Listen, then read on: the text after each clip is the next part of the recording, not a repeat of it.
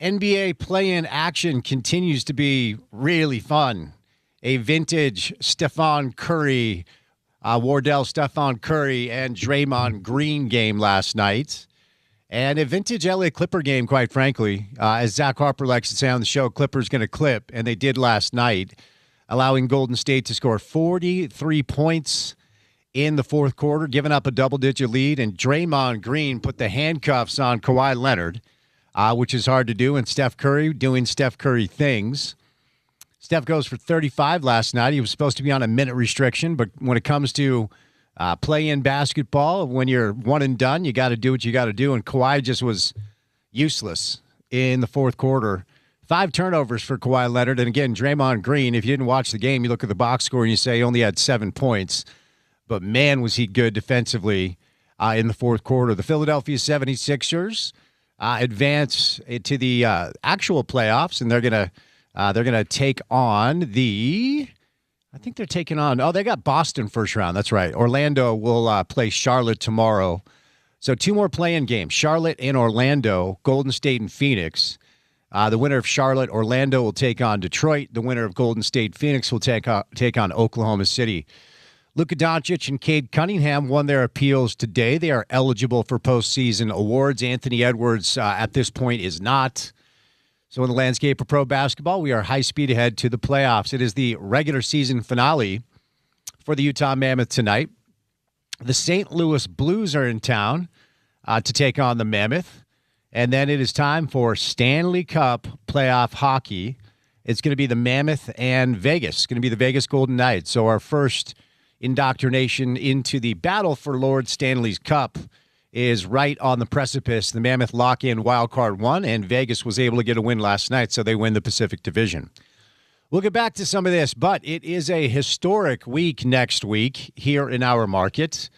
Lionel Messi hopefully will be in town to take on Real Salt Lake out in the Sandy. So we're going to start things off with our favorite guy to talk soccer with. He and I have already spent some time today. Brian Dunseth, how are you, sir? I'm fantastic, Spence. I'm trying to figure out how it's, like mid-April, and we're finally getting some snow out here in Salt Lake City. Yeah, I guess the praying and fasting works in April in a way that it doesn't in February. Hey, we all got to figure it out somehow, huh? No, we do. Whatever helps you sleep at night is my personal credo. All right, I want you to walk us through. We can be a little more irresponsible on radio than we can on TV. Walk us through the dynamic that is now in front of us, and I want you to be honest if you believe that coming up next Wednesday, Lionel Messi is going to be playing soccer in Sandy. Okay, I'll start last. I mean, the good news is that all the insider reports have him getting on the plane and heading out to Denver, Colorado this weekend. So that's a positive, because that was not what happened a couple of weeks ago while Inter Miami was participating in CONCACAF Champions Cup and ahead of that second leg against Nashville, where they were dumped out of that tournament. Javier Mascherano, who was the manager at the time, ended up taking a majority of the youngsters with him to Charlotte, which infuriated a lot of the Charlotte fans that were there specifically to see Lionel Messi.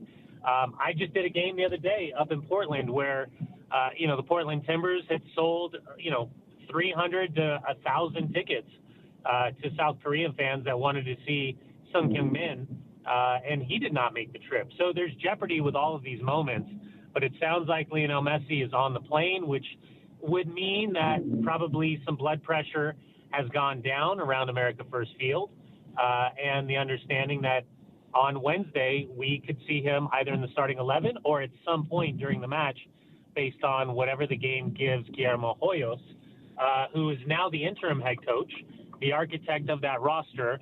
And at one point, Lionel Messi referred to as his football father because of their time together down in La Masia when they were together at Barcelona.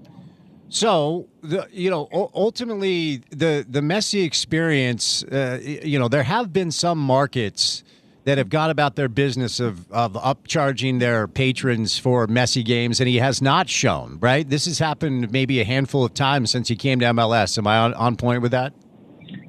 Yeah, I mean, listen, it's happened with Thierry Henry. It's happened with Zlatan Ibrahimovic. It happened with David Beckham in moments when he was dealing with that ankle injury. It's not.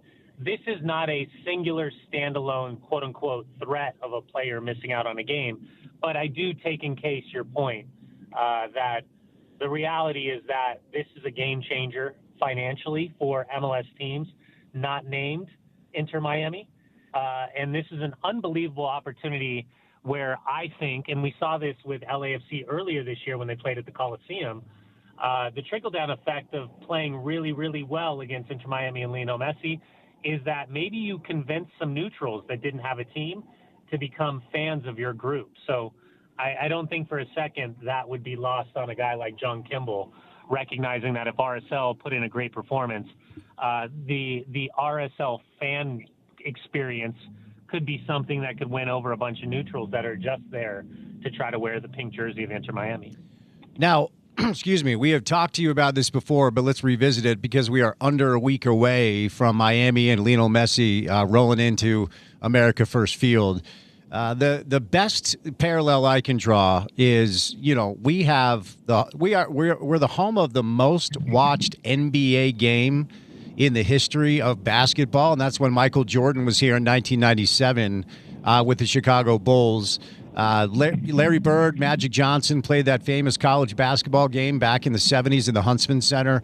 Beyond that, I don't know that we really have an accurate parallel to draw just as far as how historic it is for a guy like Messi to be here and playing soccer in the state of Utah. What's the context you can put around it?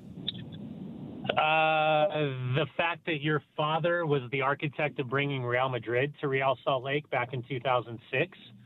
And that would be the equivalent. Bringing Real Madrid to Salt Lake would be the equivalent of taking the Yankees, quite frankly, to Timbuktu. That would be the closest parallel that I could possibly draw in terms of an experience.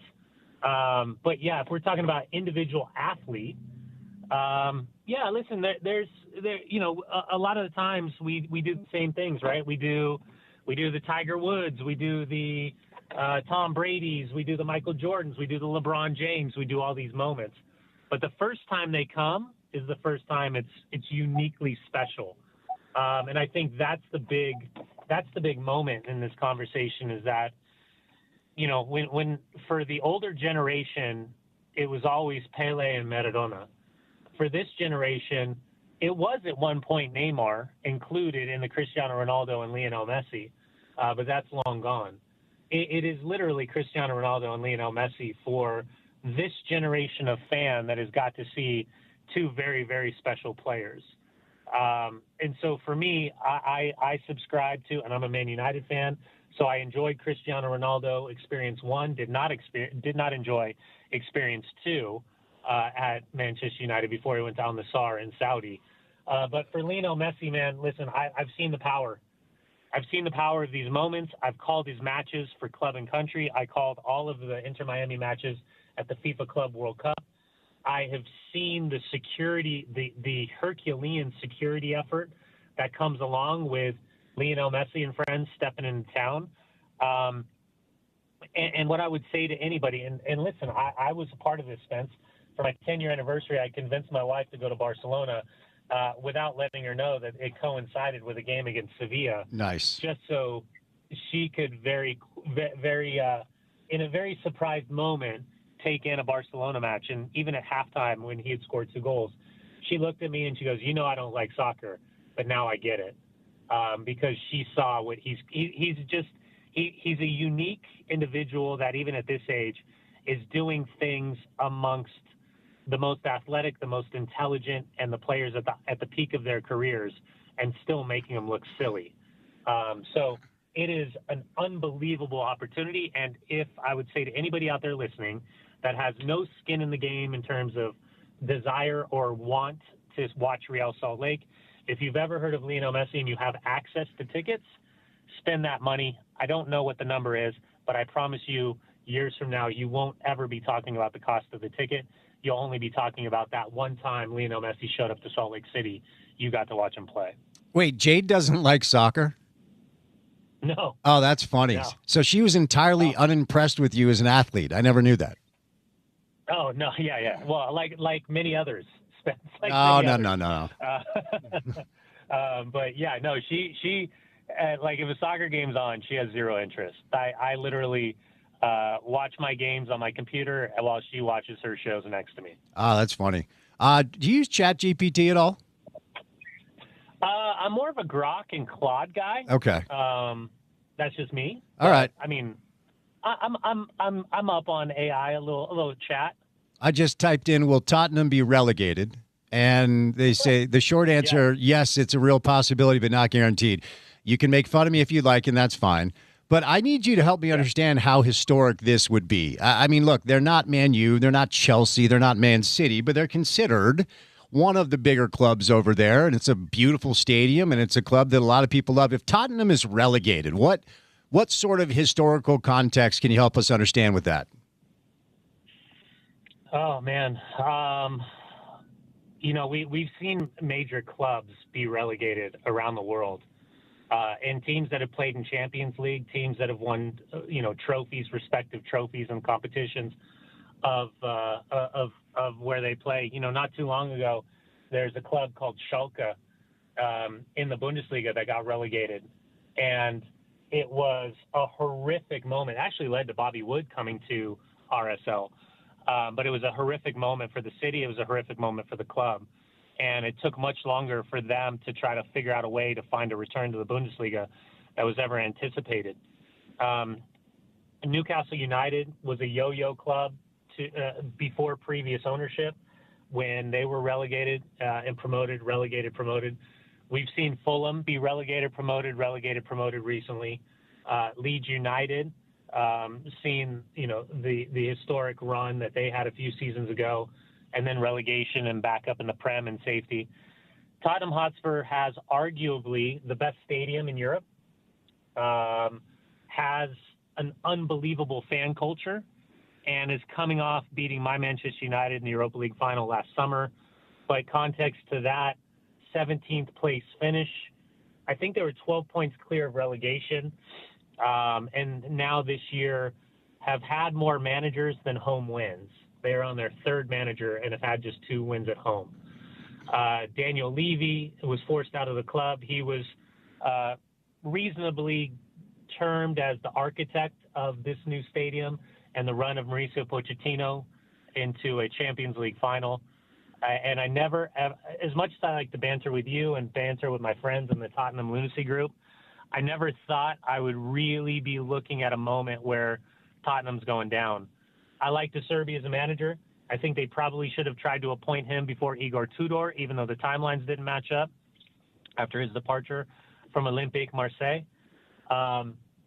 Spence, it's either them or West Ham. And West Ham went down, 10 or 12 years ago and found themselves back in the Prem. This would be horrific. And I know the parachute payments and the financials will still be much greater than 99.9% of the other teams competing in the championship next year. But you will see a departure of all of the best players, of basically any player that is not born and bred Tottenham is a high chance of losing. To put it in context of how outlandish this idea is, I highly doubt that there's a relegation clause in any of these players' contracts, in any of them. Huh. So then you're talking about profit and sustainability. You're talking about financial fair play. You're talking about not just the devastation in the present, but you're looking long-term devastation, because Spurs, even though they weren't competing for the financial weekly wage pack that other clubs were spending out, they were definitely spending money. They were just spending money incorrectly. So the pressure from Vinay coming over as CEO from Arsenal, Johan Lange coming over from Aston Villa, the departure of Daniel Levy, and maybe the pulling of the trigger of Big Ange Postecoglou, the hiring of Thomas Frank, the hiring of Igor Tudor. This will be a case study in what not to do when making decisions at a massive club, and probably also a case study in being patient with people that know what they're doing, because Daniel Levy certainly took plenty of stray bullets, but now as we look back with probably way more fondness than aggressiveness at what he did during his tenure as the cultivator of Tottenham Hotspur. Back here stateside, Diego Luna got his first start when last we saw RSL, and he scored a really nice goal, preferred left foot. Yeah. Is this enough to get him back on the radar as the U.S. men's national team roster will be announced on May the 26th, just about a month away or so? Yeah, I think there's a lot of elements. I can easily say yes, but I don't think that's fair. A couple things at play. Diego needs to be playing minutes. He needs fitness, he needs sharpness, he needs confidence. All of those things he has, but the more games that he gets, the better. What this conversation also coincides with is Gio Reyna has only played 5 minutes since returning from the U.S. men's national team to Borussia Mönchengladbach. And that 5 minutes was the last 5 minutes against Heidenheim. Did not feature last weekend and has not featured, quite frankly, since coming over from Borussia Dortmund, and continues to pick up niggles and knocks. He only played a total of, I believe it was 31 minutes between Belgium and Portugal. And so for how unique his performance is, I think there's got to be concerns about his ability to recover in time in between these matches. Luna scored a great goal with that left foot. Thought he potentially had scored a second. I thought he was highly influential. The negative side is that the game was moved in Seattle because they were putting down the grass for the World Cup, as well as Seattle was playing Tigres in CONCACAF Champions Cup. So that's one less game he gets to impress. But, yeah, I think I still project him into that roster. I think it also helps that Patrick Agyemang, the striker, tore his Achilles for Derby County, which is a devastating injury for him heading into the World Cup, because he would have played significant minutes for Mauricio Pochettino. So I think that opens up another playmaker spot for either Diego Luna or Haji Wright to have the immediacy of confirmation that he's a part of that World Cup roster heading into this summer for the U.S. All right, moving over to RSL before I set you loose. Best start since 2011. It's the second best start in club history. They've won all their matches at home. They're unbeaten in 5 games at home. Fans are showing up. It's not a Trey Fitzgerald sellout where half the building is empty and he announces a sellout. It's like actual sellouts where people are in seats. So give me just your overall thoughts on this dynamite start and how do they keep it going? Somewhere Trey's in his convertible Mazda Miata already furious at the snowflakes falling on him. With a Code Red Mountain Dew, some sort of caffeinated beverage. Code Red, and with a Monster right next to him. And stains everywhere on his seats. That dude spills all the time. It wasn't his fault. He'll tell you he was bumped. He was bumped. The white leather is washable, from what I hear.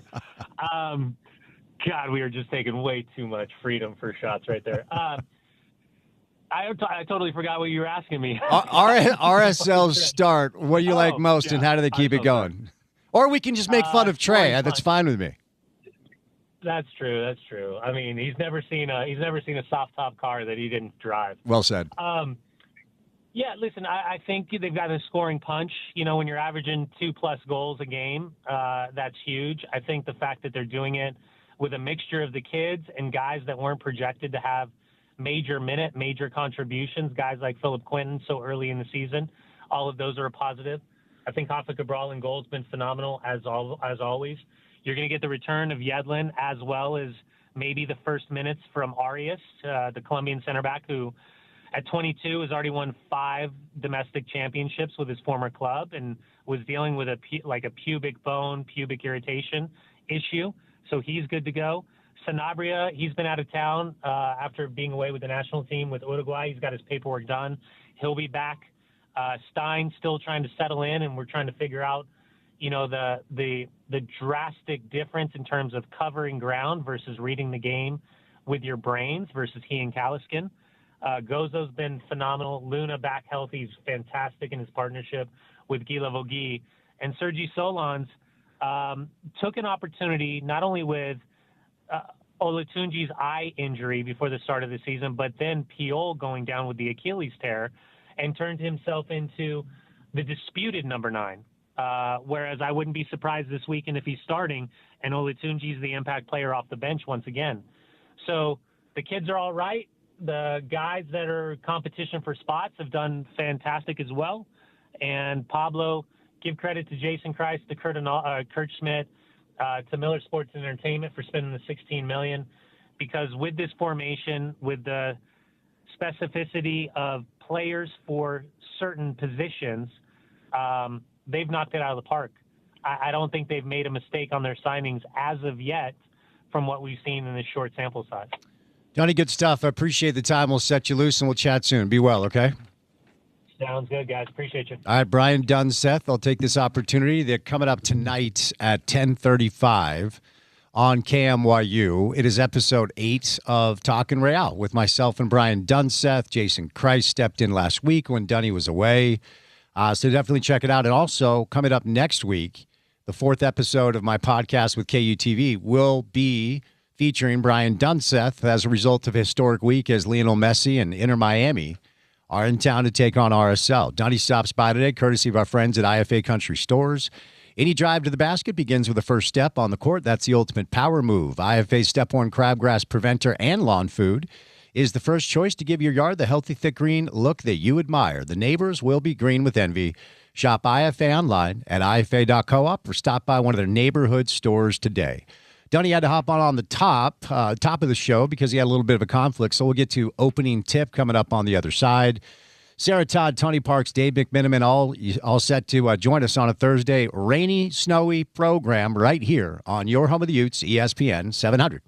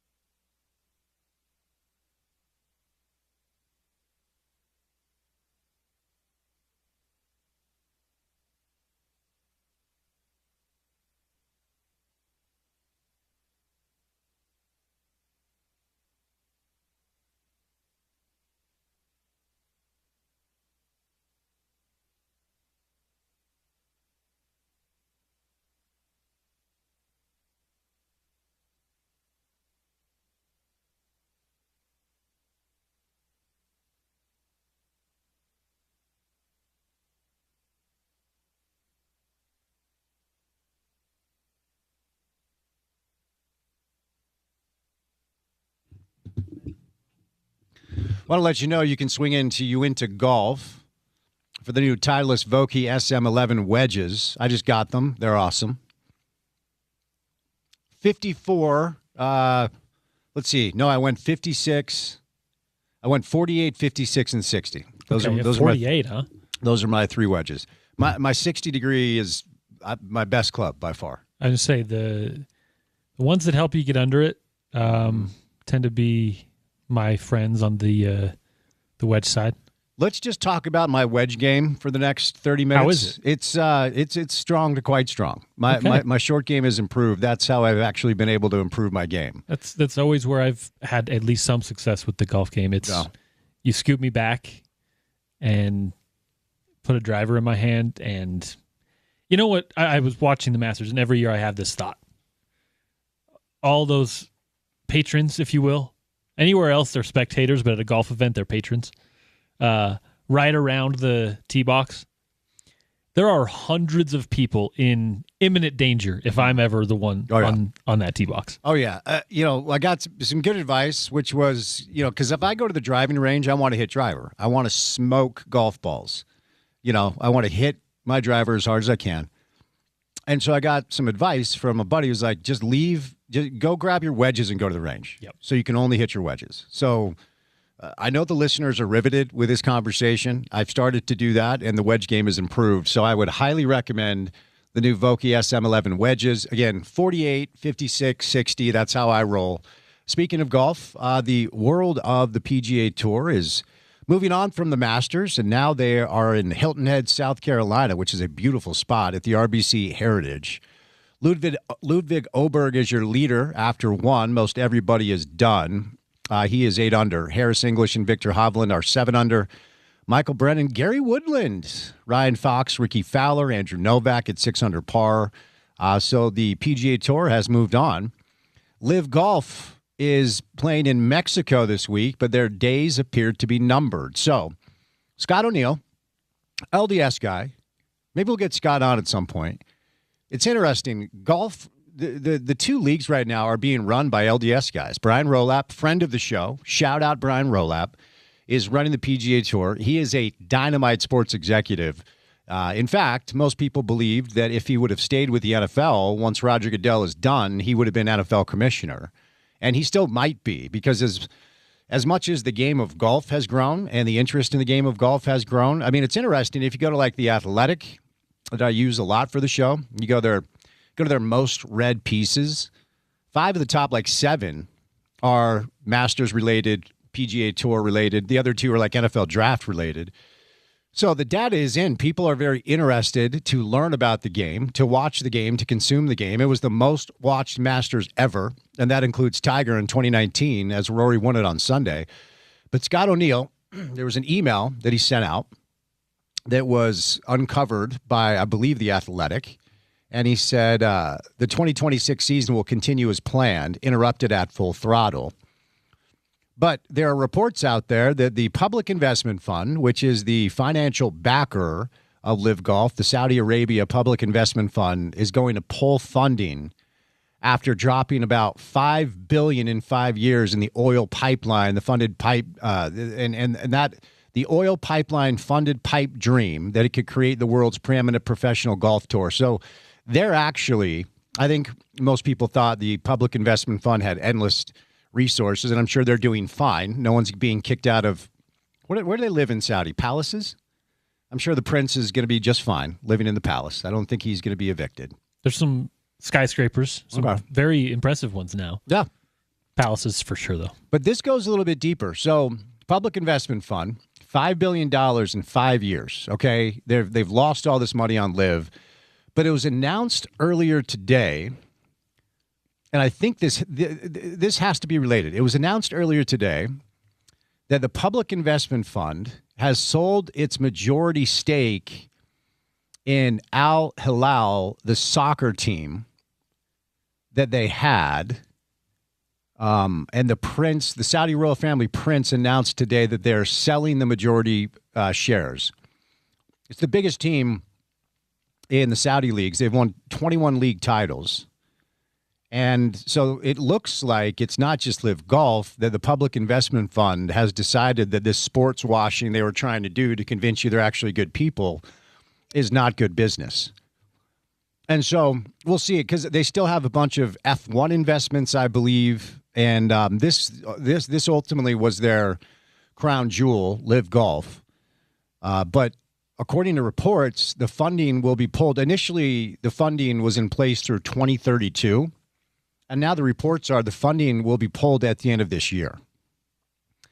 And then there's also this project that the founder of Live Golf was very passionate about. He wanted it to be kind of his life legacy. It's building some futuristic village, as I understand it. And I guess the Saudi prince has told him we're not doing that anymore either. So this creates a really interesting situation. And, you know, I have no idea what the lesser golfers are going to do, but my guess would be the PGA Tour would find a pathway back for the Bryson DeChambos. Bryson, by the way, his contract with Live is up. And so the reports are he has been negotiating with them for a deal that would pay him hundreds of millions of dollars a year. And according to Alan Shipnuck, that situation there, the negotiation between the two, is kind of the first sign that the Saudis are either running out of money or have decided to pull their funds entirely away from this project. Because if Bryson, who initially I think was 300, 400 million, if not more than that, to make the jump from the PGA Tour to Live, and, you know, the reports are they were offering Tiger like $1 billion, 800 million or whatever. And so I think everybody, certainly I thought, that this was a situation where they were going to have endless resources and therefore never go away. But if it's the negotiation with Bryson that has brought them to this point where they say we can't pay him that anymore. I mean, hell, they paid Taylor Gooch $70 million. Taylor Gooch and good for Taylor Gooch. Way to go, dog. You got your back. If they're paying Taylor Gooch $70 million, what does that mean for a guy like Jon Rahm or a guy like Bryson or even Tyrrell Hatton? Right? So Patrick Reed and Brooks Koepka. Brooks has left Live. Patrick Reed decided not to renegotiate his contract. I believe he'll be back next year. And so if you're Brian Rolapp and if you're the PGA Tour, first of all, I can't imagine the joyful nature of the celebrations down at the PGA Tour offices.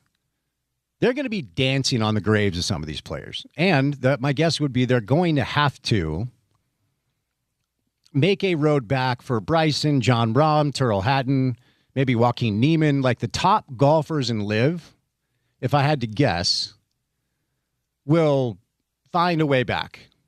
Bubba Watson won a couple of Masters. Maybe you find a way back for Bubba Watson. What does this mean for Phil Mickelson and the PGA Tour? I mean, none of these guys need the money because they went to Live to become generationally wealthy, and that's what they've done. But are we going to be seeing somebody like, I'll just use Niemann as an example. Are we going to be seeing someone like Joaquin Niemann playing on the Korn Ferry Tour?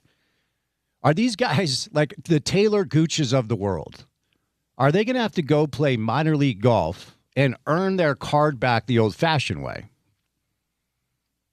And hell, I mean, what does Brian Rolapp and the powers that be at the PGA Tour believe that Bryson DeChambeau, Jon Rahm, and, you know, probably those two specifically, the star power, is it worth just to allow them back? Do they have lifetime exemptions because they're major champion? You know, Bryson's won a U.S. Open. I think Jon Rahm has won 3 or 4 major championships. I mean, do they just allow them to come back? Is there going to be like a year suspension? If I recall, Brooks Koepka, he's not allowed to participate in the rev share format.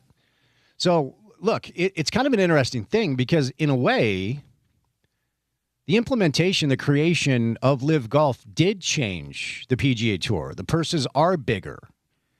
The elevated events feature more money.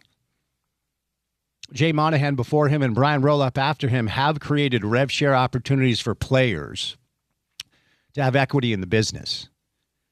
So, look, Phil Mickelson was and continues to be in a lot of circles treated like a pariah because without Phil, like Greg Norman, whatever, but Phil Mickelson gave that thing credibility.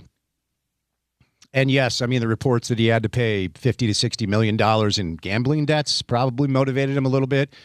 But he did say, like, look, one of our goals is to force the PGA Tour to wake up because they have been treating players unfairly. We know there's money there. In a way, it's a little bit like the college athlete conversation in college sports, where for years and years and years, athletic directors, school presidents, people in charge of the NCAA always said there's not enough money to pay the players.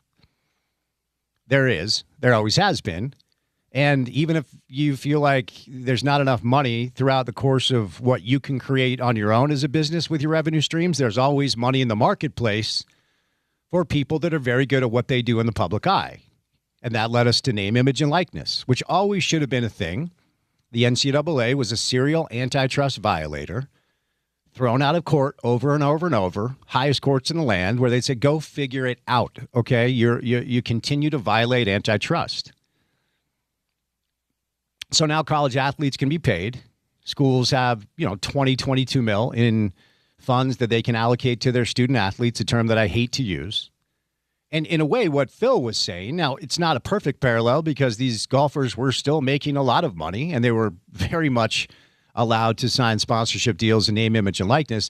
But Phil's whole thing was like, the purses aren't big enough. We deserve a piece of the pie. We deserve a piece of the business. People watch us play golf. They don't watch you behind the scenes decide how the business is run. And it turns out, given time, Phil was right. Like, there's an argument to be made that Phil Mickelson and Live Golf changed the PGA Tour forever and for the better. That needs to be said out loud.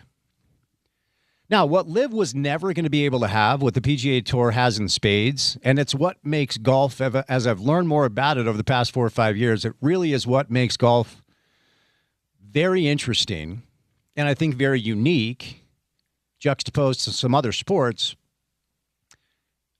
Golf, unlike basketball or football or baseball, like you can compare,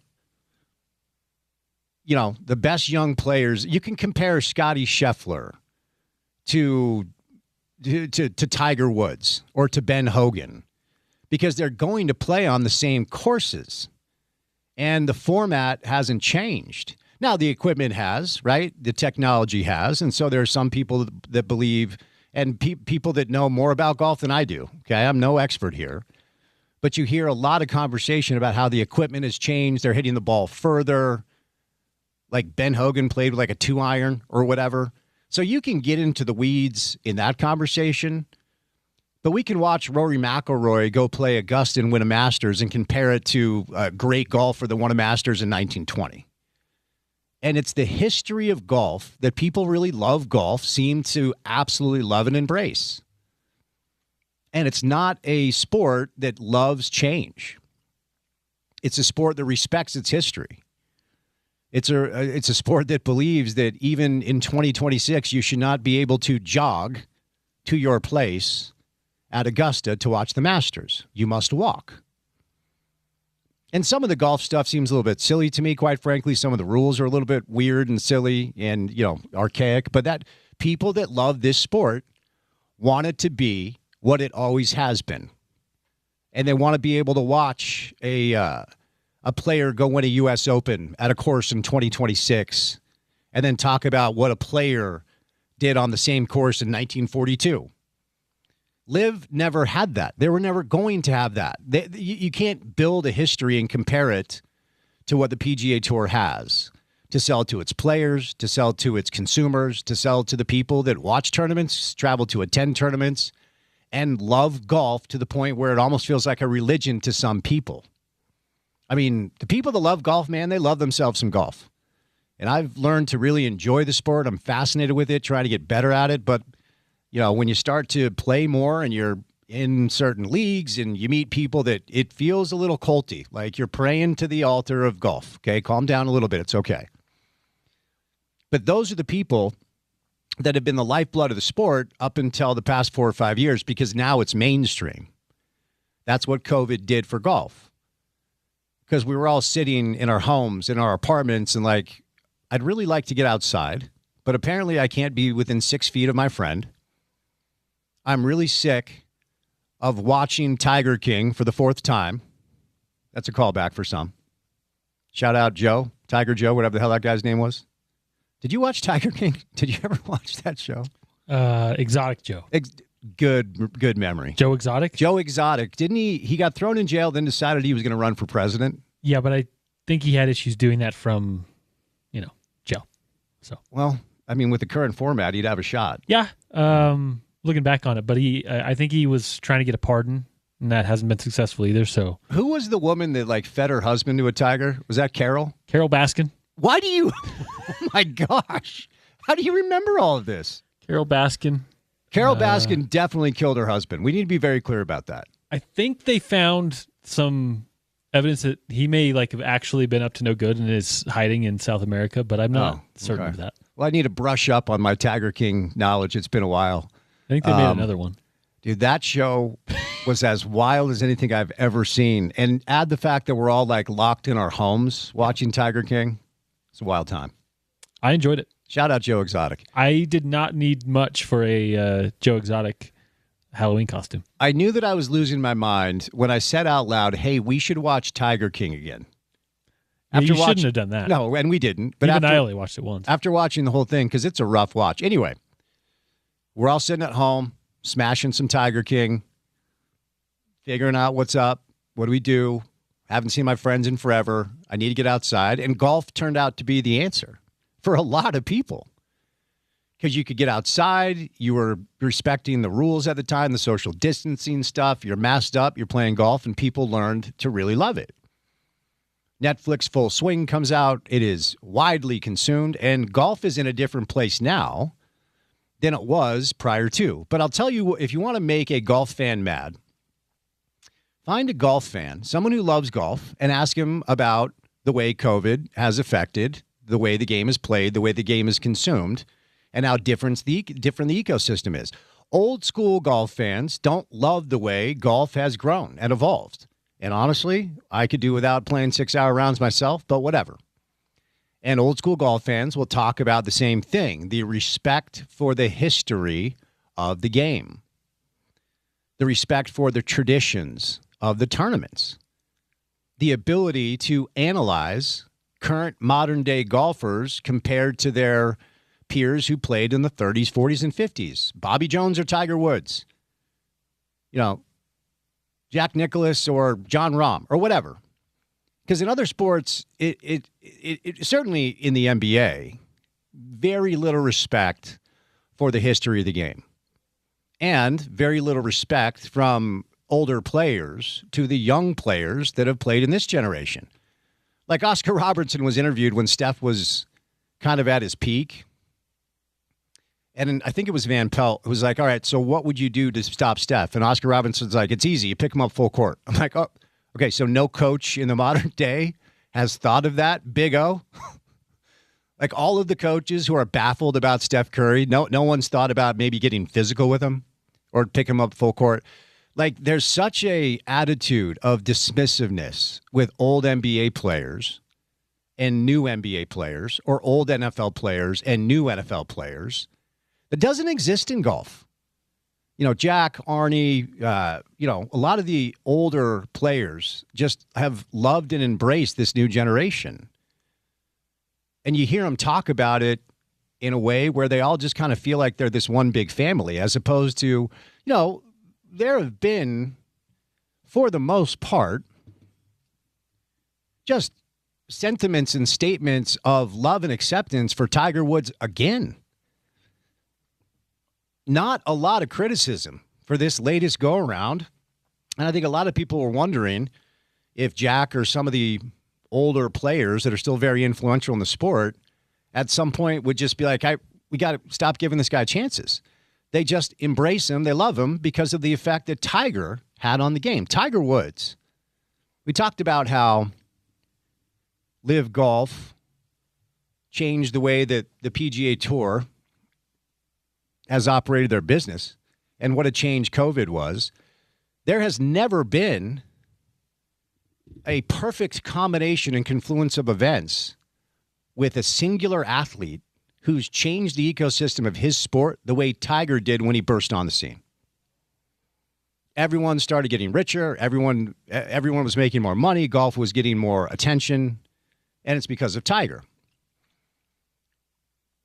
And whether it's Tom Watson, whether it's Jack Nicklaus, any of Gary Player, okay, the first non-American to complete the modern career Grand Slam, Gary Player was asked about it. Like, obviously Arnold Palmer has passed. But a lot of the old guard, they just embrace these new players as if they're just part of a big family.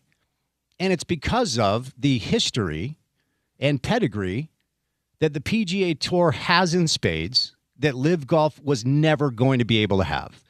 I went to a Live Golf event, and honestly, I'm glad that I did, because it is pomp and circumstance like you wouldn't believe. I've only been to 2 PGA Tour events. I only went to 1 Live Golf event. It's not even the same. It's not even close to the same thing.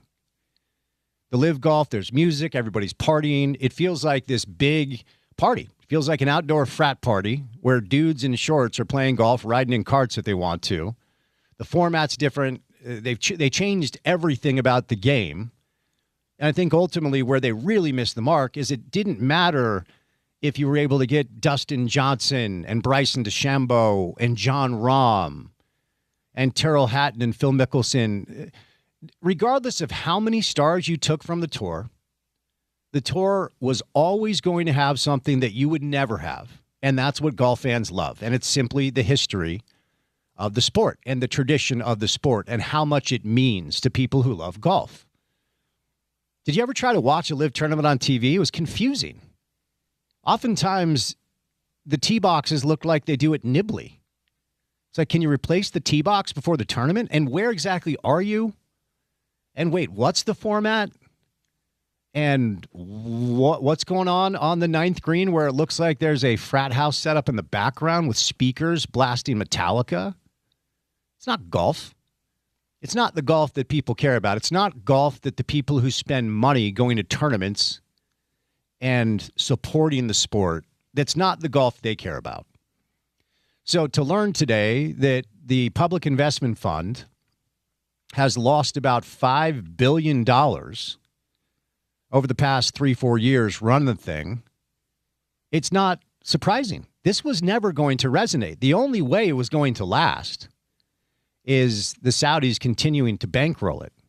It's the only way it was going to last. It was never going to take enough market share from the PGA Tour to make it even close as the same viable business as the PGA Tour is itself. That was never going to be a thing. Regardless of the bravado from Greg Norman or the promises of Phil Mickelson, when your financial backer decides that this is bad business, you are all screwed. And a penny for the thoughts of Brian Rolap and his PGA Tour leadership group. I mean, the celebration that must be going on behind the scenes, because you won. You played the long game. And oftentimes, time reveals whether or not you're on the right or wrong side of history. Not going to take that any further for this segment. We're going to revisit that in about 6-7 years. But time has revealed that the PGA Tour and their ability just to stay the course, even though, remember Jay Monahan? Poor Jay Monahan. That dude aged 25 years in a month. He had to take a leave of absence because he was having like heart palpitations. He had somewhat brownish hair when Liv was created, and a year later it was gray and white, and that dude is out of a job. That poor guy. But Rolap comes in, very smart, intelligent sports business executive, and they just say, look, we're not interested in creating some sort of partnership with you anymore, the way that it was talked about when Jay Monahan was the commissioner. That's not my thing, Brian Rolap said. You do your thing, and we're over here, and we're doing our thing. And our thing will last because we have the rich history and pedigree that golf fans care about. And honestly, any serious pro golfer wants to be on that side. I'm not hating anyone for going to get a bag. We all dream of that in life. You find a way to go make a couple $100 million. Like Taylor Gooch made $70 million. What? Good for Taylor Gooch. I'm not like the wailing and gnashing of teeth for the golfers that just went to get paid. I'm not really there for that. Like I'll ask you, what do you do for a living? If you're driving around town listening to the show, are you an HVAC? You a postal worker? You sell insurance? What do you do? Whatever you do, if I came to you and I said, hey, got an idea. Here's an offer. You can make 20 times what you make right now, and you can work about 25% of the workload. You in? How many of you would have said no? Right? I mean, that to me is what this comes down to with some of the lesser-known golfers that were grinding to make cuts and working to keep their tour card and racking up debt until they won tournaments. You got that life, and then somebody comes to you and says, hey, leave all that behind. I'm going to pay you $70 million, Taylor Gooch. Everyone would say yes to that. But there were a lot of golfers that brought lawsuits against the tour to get out of contracts and such to go experience this live stuff. How will the PGA Tour treat them is my question. I think we can probably safely assume that there will be a pathway back for the John Rahms and the Bryson DeChambos and the Terrell Hattons and the Joaquin Niemans and the top shelf guys that have either won major championships, a guy like Bubba Watson. The Phil one is the most interesting one to me. Like Phil Mickelson, what do they do? What do they do with Phil Mickelson? That to me is the most interesting question because Phil was outwardly very critical of the PGA Tour and very front-facing about the damage that he personally wanted to do to them. Now, of course, major champion allowed back in some of the fields. But if Live Golf really shuts down at the end of the season, what will the David Puigs and Cameron Triangles and Tom McKibbins and Matthew Wolff and Jason Kokrak, even a guy like Harold Varner, what's their pathway back? Year suspension, financial penalty. If I had to guess, Brian Rolap and the PGA Tour might be like, hey, you better try to sign up for the Corn Ferry Tour event next week in Idaho because you've got to get some points to get your card back. Like, there's going to be some petty behavior from the PGA Tour as it pertains to the way they're going to treat these golfers that are now going to be out of a job. But a fascinating thing, it happened pretty quickly, and now the reports are this will be the last season of Live Golf, and then we'll see what happens with the golfers that need jobs. All right, we'll catch a break. Sarah Todd will join us. We're going to wrap up the Utah Jazz season. We got Tony Parks, Dave McMenamin. Busy Thursday show the rest of the way. Keep it right here on ESPN 700.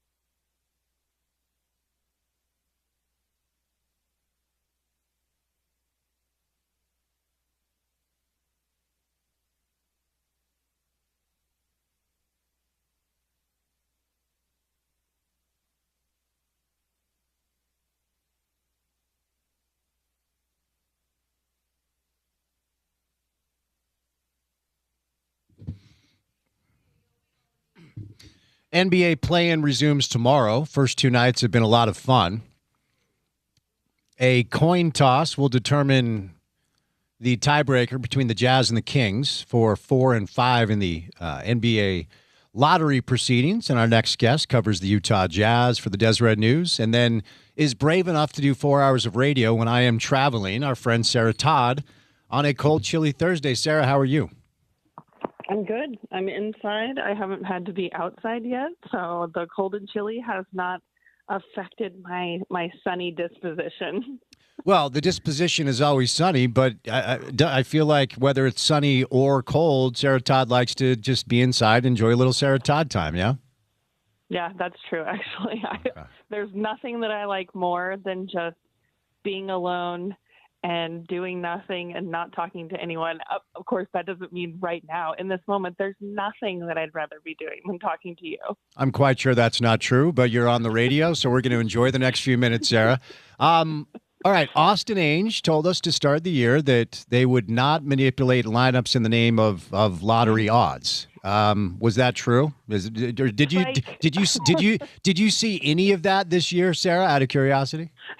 I did. I did see a lot of that. Oh, okay. Yeah. All right. It's funny. I think, the Ainges both have kind of had moments where I think they probably would have liked to have walked back some of their preseason comments. Big game hunting from Danny Ainge. We're not going to manipulate, minutes from Austin Ainge. And I think that, there's probably like good intentions behind those things, right? They're probably not trying to just like outright lie. I don't think that either of those guys in those specific instances were trying to do that. I think that the Jazz in the Danny Ainge circumstance, like they really were big game hunting, or he meant kind of as like a broad, a general statement, like that's what the aim is, the goal is, maybe not just within the first month after he had said that. And as far as like the minutes manipulation, like, yeah, I think the intention was like, we're going to play and that we are going to be bad enough where it's not necessary. I think that was probably the thought before the season started. And then, that changed when they were not bad enough to absolutely bottom out. You are much nicer than I am. They were lying through their teeth, and they knew it. Like there is no doubt in my mind that both of them were just stone cold lying to all of us. Yeah, it's possible, right? And like, here's the thing that I hate about the NBA, right? Is that like it creates a situation where these guys, whether it's front office guys, players, coaches, that they're not even allowed to be honest, right? Like, that it's so annoying. It's annoying in exit interviews, in preseason interviews, in end of season interviews. It's so annoying because I think the fans are like, they're clamoring to say like, why didn't you ask this question? I'm like, well, it doesn't matter if I ask that question. They can't admit that they were tanking. They can't say like, you know what? We used the tools that were in front of us, the system that was available to us. And yeah, we bottomed out because we want to build through the draft before the league starts to make changes and we can't build through the draft anymore. Like, they're not allowed to say those things. I've just finished, right before we got on the air, I just finished writing an article about Will Hardy and about how I think that we're going to see a different side to him when the team is actually going for wins, that there's going to be a completely different side to him. And I asked him about that. I said, Keontae George, when I asked him, do you think we'll see a different side of Will? Keontae was like, oh, yeah, absolutely, 100%. I asked Will, and he's like, no, I don't think, because he can't say that. He can't say, oh, yeah, I've been different because the team's been tanking for 4 years. Yeah, you haven't seen every side of me completely because I've been taking orders from the front office about lineups and minutes. Yeah, you haven't seen every side of me because I haven't been coaching in a world where the result of the game matters. He can't say any of those things publicly into a microphone on camera. And so, like, we do get situations like this where somebody in the front office says, we're not going to be manipulating minutes, because what else are they even allowed to say? See, I'm glad you said that because, when during the pregame media availability the other night when I was down there, it was good to see you, of course, I asked Will a question about, I said something along the lines of, have you allowed your brain to wander into next season? And if so, what are you most excited about? And I had a couple people, ask me like, wait, you were there, you're asking questions, why didn't you bring your frustrations that I hear you say on air about their approach to the press conference and ask him exactly why they haven't played their best players. And to your point, I basically expressed like, look, they know that we know the deal, and we know that they know that we know. And there's just there's just no way to every single night ask the same question when, to your point, if they actually are honest and express what's really going on, they put themselves in the crosshairs of the league. It's this dance that you just have to learn how to dance. And after you've been doing it for a while, you kind of, and you're very good at it because you also will step up and ask questions. Like the other night, you asked a question about, like, yes, this building tends to be full more often than not, juxtaposed to other tanking teams where Washington can't get people in the building. But you presented it as, but there are also fans that don't want to show up. There are also fans that have stopped watching. You know, what would you say to them? I thought that was a very excellent way to handle that. Yeah, and like, I mean, you know, I'm 13, 14 years into this, and like I'm still learning every year, you know, kind of how to manipulate the questions, how to try to get or elicit the response that is going to make sense to the fans. Because ultimately, like, that is the job, right? Like, I'm supposed to be the eyes, ears, and voice of the fans. And it is very difficult to try and do that when I know that there are these weird walls in between what people are allowed to say and what they want to say, right? Like, a great example would be like all of the upheaval and everything that's happening in Milwaukee, like Doc Rivers versus Giannis versus the Bucks, trades not. There's only so much any of those people are allowed to say. Like, it would be a completely different world if someone came out to the microphone and was like, you know what, me and ownership, we're not on the same page. And also, I'm pretty sure that Giannis hates me.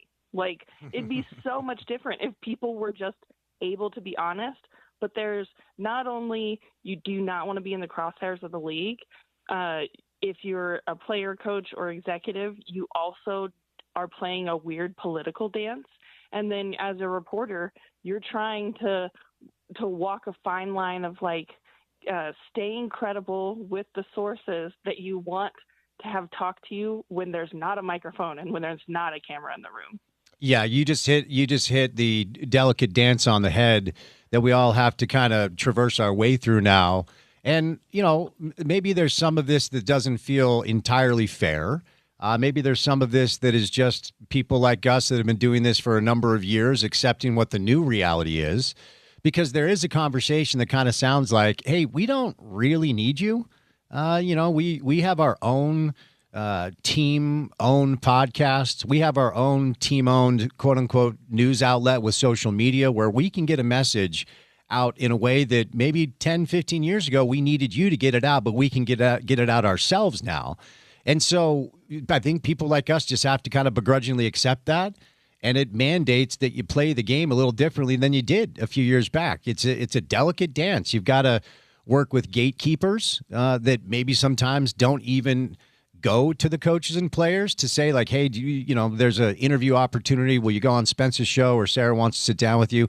Oftentimes, I don't even know that our messages are sent up to coaches and players or front office people, but there's only one way to at least attempt to make that happen, and that is play this game that you're discussing. It's a much different game, Sarah, now than it used to be. Yeah, and I mean, it's not really a secret. It's kind of known around Utah that Jazz ownership prefers to deal with national media, and I get that on one level. But, I think that obviously I'm going to be biased because I think that local journalism, local reporting, and beat reporting on a team is incredibly important. I mean, like, where would national media be without having aggregated beat reporters throughout the majority of the season in order to form most of their opinions? And I think that there's just value that can be ignored largely when you're someone that, consumes only the national media about an NBA team. That being said, beat writers aren't going anywhere. Local reporters aren't going anywhere. Local radio broadcasters aren't going anywhere. And that dance that you're talking about is important because it's how we continue to have relationships despite any gatekeeping, despite any national media preference. Yeah, no, well said. And also, I felt, I don't know. This is just me now, kind of on a soapbox. I felt like there was more respect. Like, and I say this all the time. Like, there's a reason I have you on the show, or Andy on the show, or Tony when he was on the beat. Now Kevin Reynolds, Kevin Reynolds for the Tribune, or anyone else who's on the beat. Like, that's where the real work is. That's day-to-day practice, grind, sound, travel, every game. Do you feel like the organization respects the work? Because I certainly felt like the old organization did, because they would tell me. And even a guy like, I know Justin Zanuck does. I don't know if Danny or Austin or Ryan really gives a rip, quite frankly. Do you feel like your work is respected by the people that you're covering? God, I hope so. I think so, like by many people that are in the organization. I mean, I think there's a lot of the people that do see the work on a daily basis are the ones that appreciate it, right? Like Justin, Austin is there, like, and I think that maybe it's a little bit different right now where, like newspaper budgets are not what they used to be. And a lot of people on the outside, like this is, kind of an inside baseball, inside basketball look at things, right? It's like, you've seen a lot throughout the last year probably where there have been some NBA coaches that show up to like a post-game press conference and there's no one in the room to ask questions. Yeah. And that's because, as newspaper budgets have shifted, there are certain games that they won't send beat writers to travel to because, it's smarter if we skip these games at the end of the season during a tanking season, and instead we use that money so that I can go to the combine and the lottery, right? Like, because those are the important parts of this. In future seasons, if the Jazz were good and if they were going to the playoffs, right, maybe you skip a couple of games against tanking teams so that you can save some budget money for postseason basketball. And so that's how kind of things are moving and formulating in the newspaper world. Meanwhile, I think that some people in the NBA world that maybe don't understand those machinations and don't see beat writers all the time and don't understand the work, well, they see like, oh, they're not showing up to the games, so they don't care. It has nothing to do with whether or not I care, whether or not I want to be covering the team every single day. Like, I would absolutely be there every single day if I could, but it's not my choice, And so I think that there are people within the organization that do understand the work, that do see me on the road, that see beat writers who travel, that see the grind that we put in and understand the value in that. But there are some that just don't, and they don't understand kind of how that all works together. Yeah, it's the dismissive nature that sometimes is off-putting, but nonetheless, got the message the night before, like, hey, end of season media availability at 4:30 a.m. or whenever it was. So, I was not able to make that.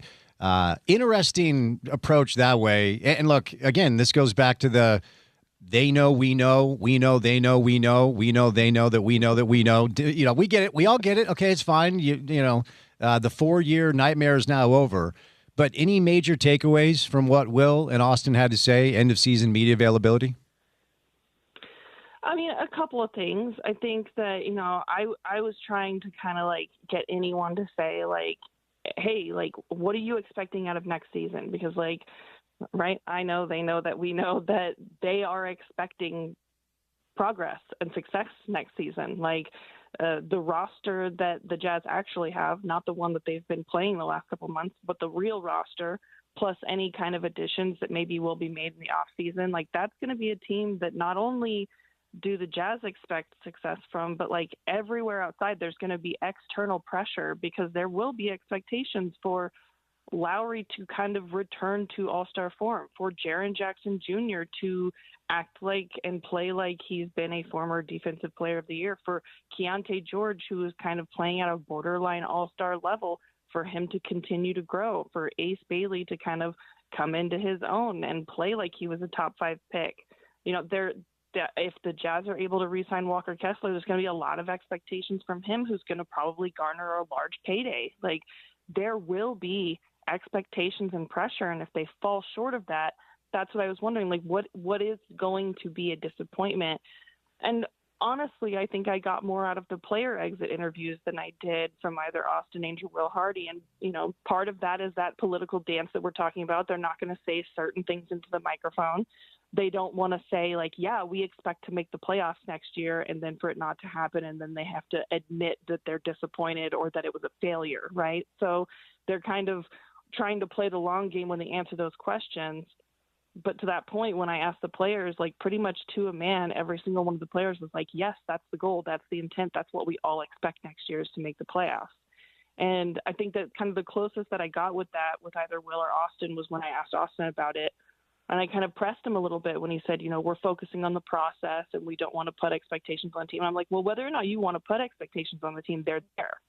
And he said, you know, to your point, Sarah, like, we welcome the expectation and we want to meet them. Like, that excites us because it like creates a competitive environment. And like, that's what we want. We want it for our fans.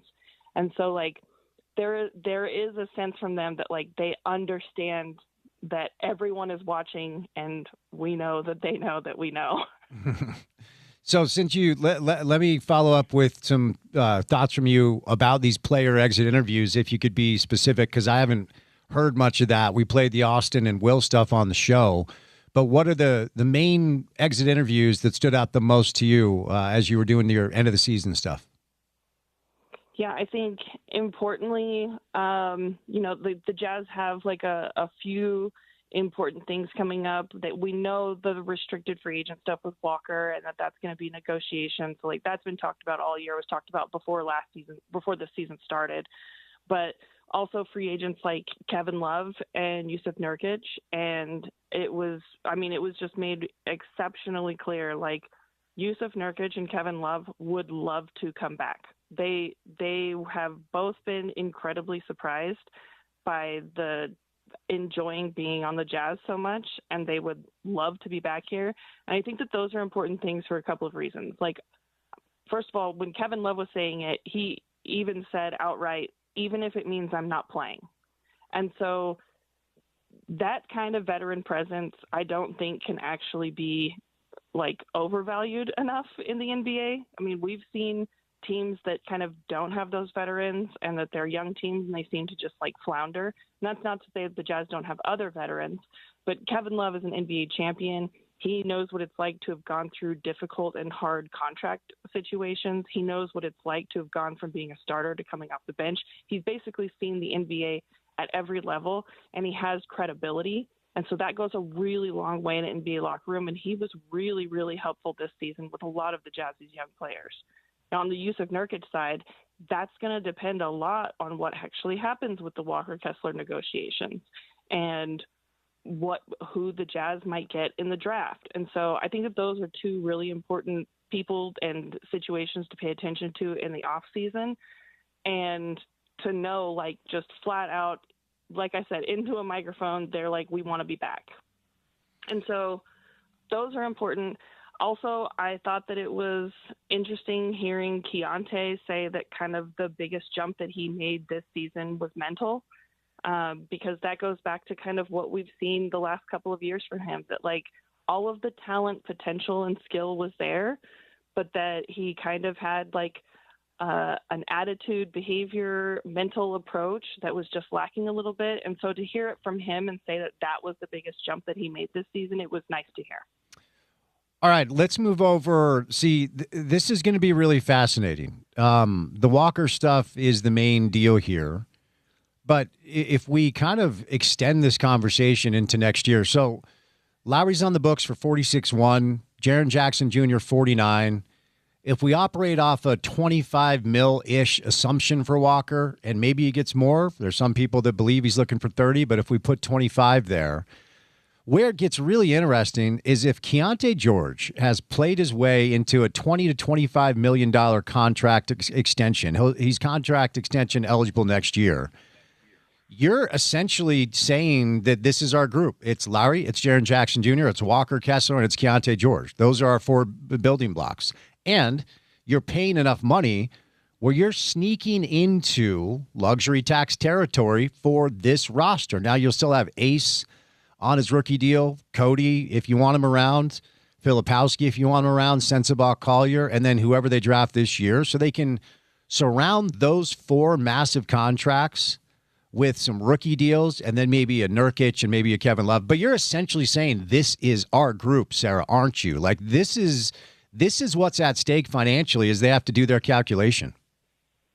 Yeah, and I think, that's kind of the reason that it's like, when you're asking, if you didn't make the postseason, would this be a disappointment next season? And like whether or not they want to say it on record, the truth is yes, because, what Austin did say is like, I was asking how aggressive they were going to be, in trying to get other acquisitions this offseason. And he was like, well, the general answer is like, yes, aggressive, but like Jaren was our big move.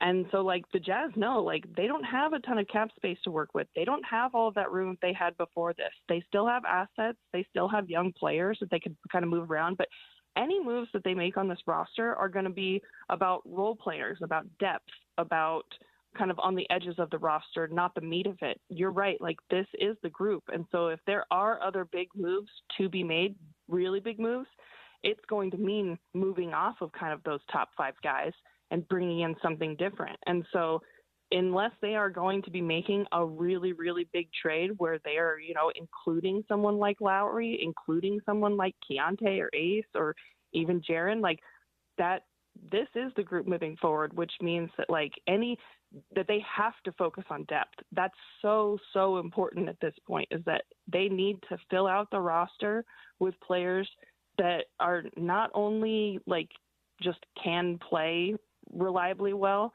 but that like you really trust to play postseason basketball coming off the bench. Do you think there's a number that Walker gets on the open market that makes them pump fake a little bit? I don't know. It's such a good question because I think that the surgery and not having played for a year probably brought that number down from what it would have been if he had just played out the season and not had surgery. That being said, it is a surgery that he's expected to like come back if not the same, like better and have better range of motion. So there's a lot of things at play there. I think but that situation probably brought the number down to right about where you said, like somewhere near 30.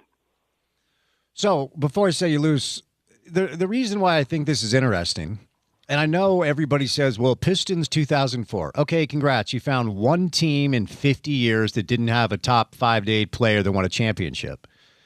So it comes down to who is Lowry marketing? Because I still think he's the best player on the team right now. Do you think Ace has it in him? And, of course, the ultimate wild card is if you get lottery luck on your side, you grab one of these top 3 or 4 kids. Maybe that's the answer. But if this is the group, what's reasonable to expect? I am thrilled that this 4-year nightmare is over. I'm excited to see them try.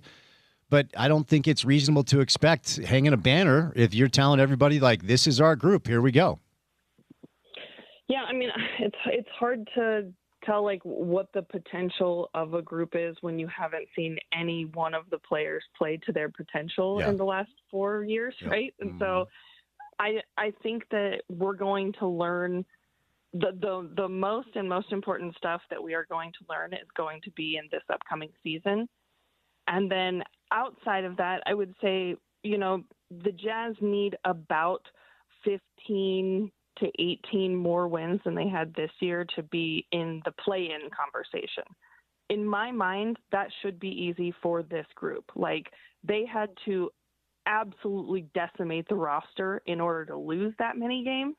And so, like, it should, with a fully healthy roster and all of those guys playing regular minutes from night to night, this team should be able to cobble together 15 to 18 more wins than they had this season because they accidented into 22 of them, right? And so that's kind of where I see like the floor is like they should be a play-in team at the worst. And then at best, you're talking about, I say at best, I mean like at best without kind of inflating expectations, right? And so if they were wanting to make it to about 6th in the Western Conference, they would need 27 more wins. That does feel a little bit more lofty, and that's when I start to get into, well, we're going to see who Lowry Markkanen, Jaren Jackson, and Keontae George and Ace Bailey really are when you're asking them to put together 27 more wins. All right, Sarah, great stuff today. Appreciate the time. Go back to cuddling on the couch as the weather is cold, and we will chat soon, okay? All right. Thanks a lot, Spence. All right, Sarah Todd from the Deseret News stopping by to wrap up the season for the Utah Jazz. Tony Parks is going to join us. We still have Dave McMenamin stopping by as well. But it's cold and snowy today. We're just a number of weeks away from really hot weather. If you've noticed that your house is freezing during the winter, even though you have the heater jacked up, or it is super warm during the summer, even though you have the AC on, it's probably your windows. And you're hemorrhaging money. Well, we've got an opportunity for you to replace those windows and save a grip of money. How about $2,500?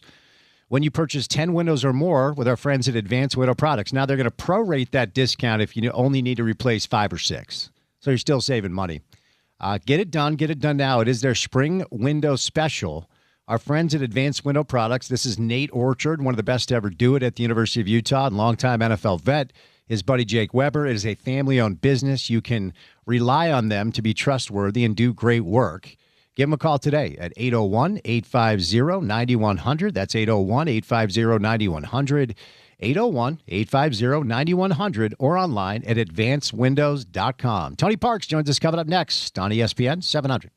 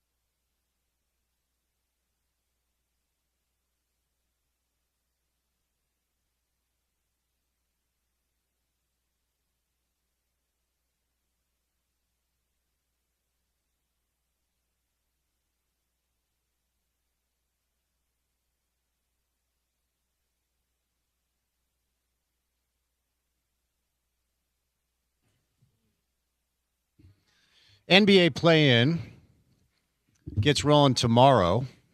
First couple of nights have been a lot of fun. Maybe we'll see the Utah Jazz in the mix next year. Who knows? Tony Parks, Thursday afternoon. Isn't it baseball season? Why is it snowing? Yeah. I'm sitting here in a broadcast booth staring out at a field covered by a tarp with snow flurries all over and a postponed game and a doubleheader on Saturday. Oof. So that is, but it's a night to sit back, relax, and, watch some other games that are going to be on, whether it be hoops, whether it be Major League Baseball, whatever else is out there. No, I forgot. Yeah, the NBA's off tonight. So, yeah, I don't even get to see that.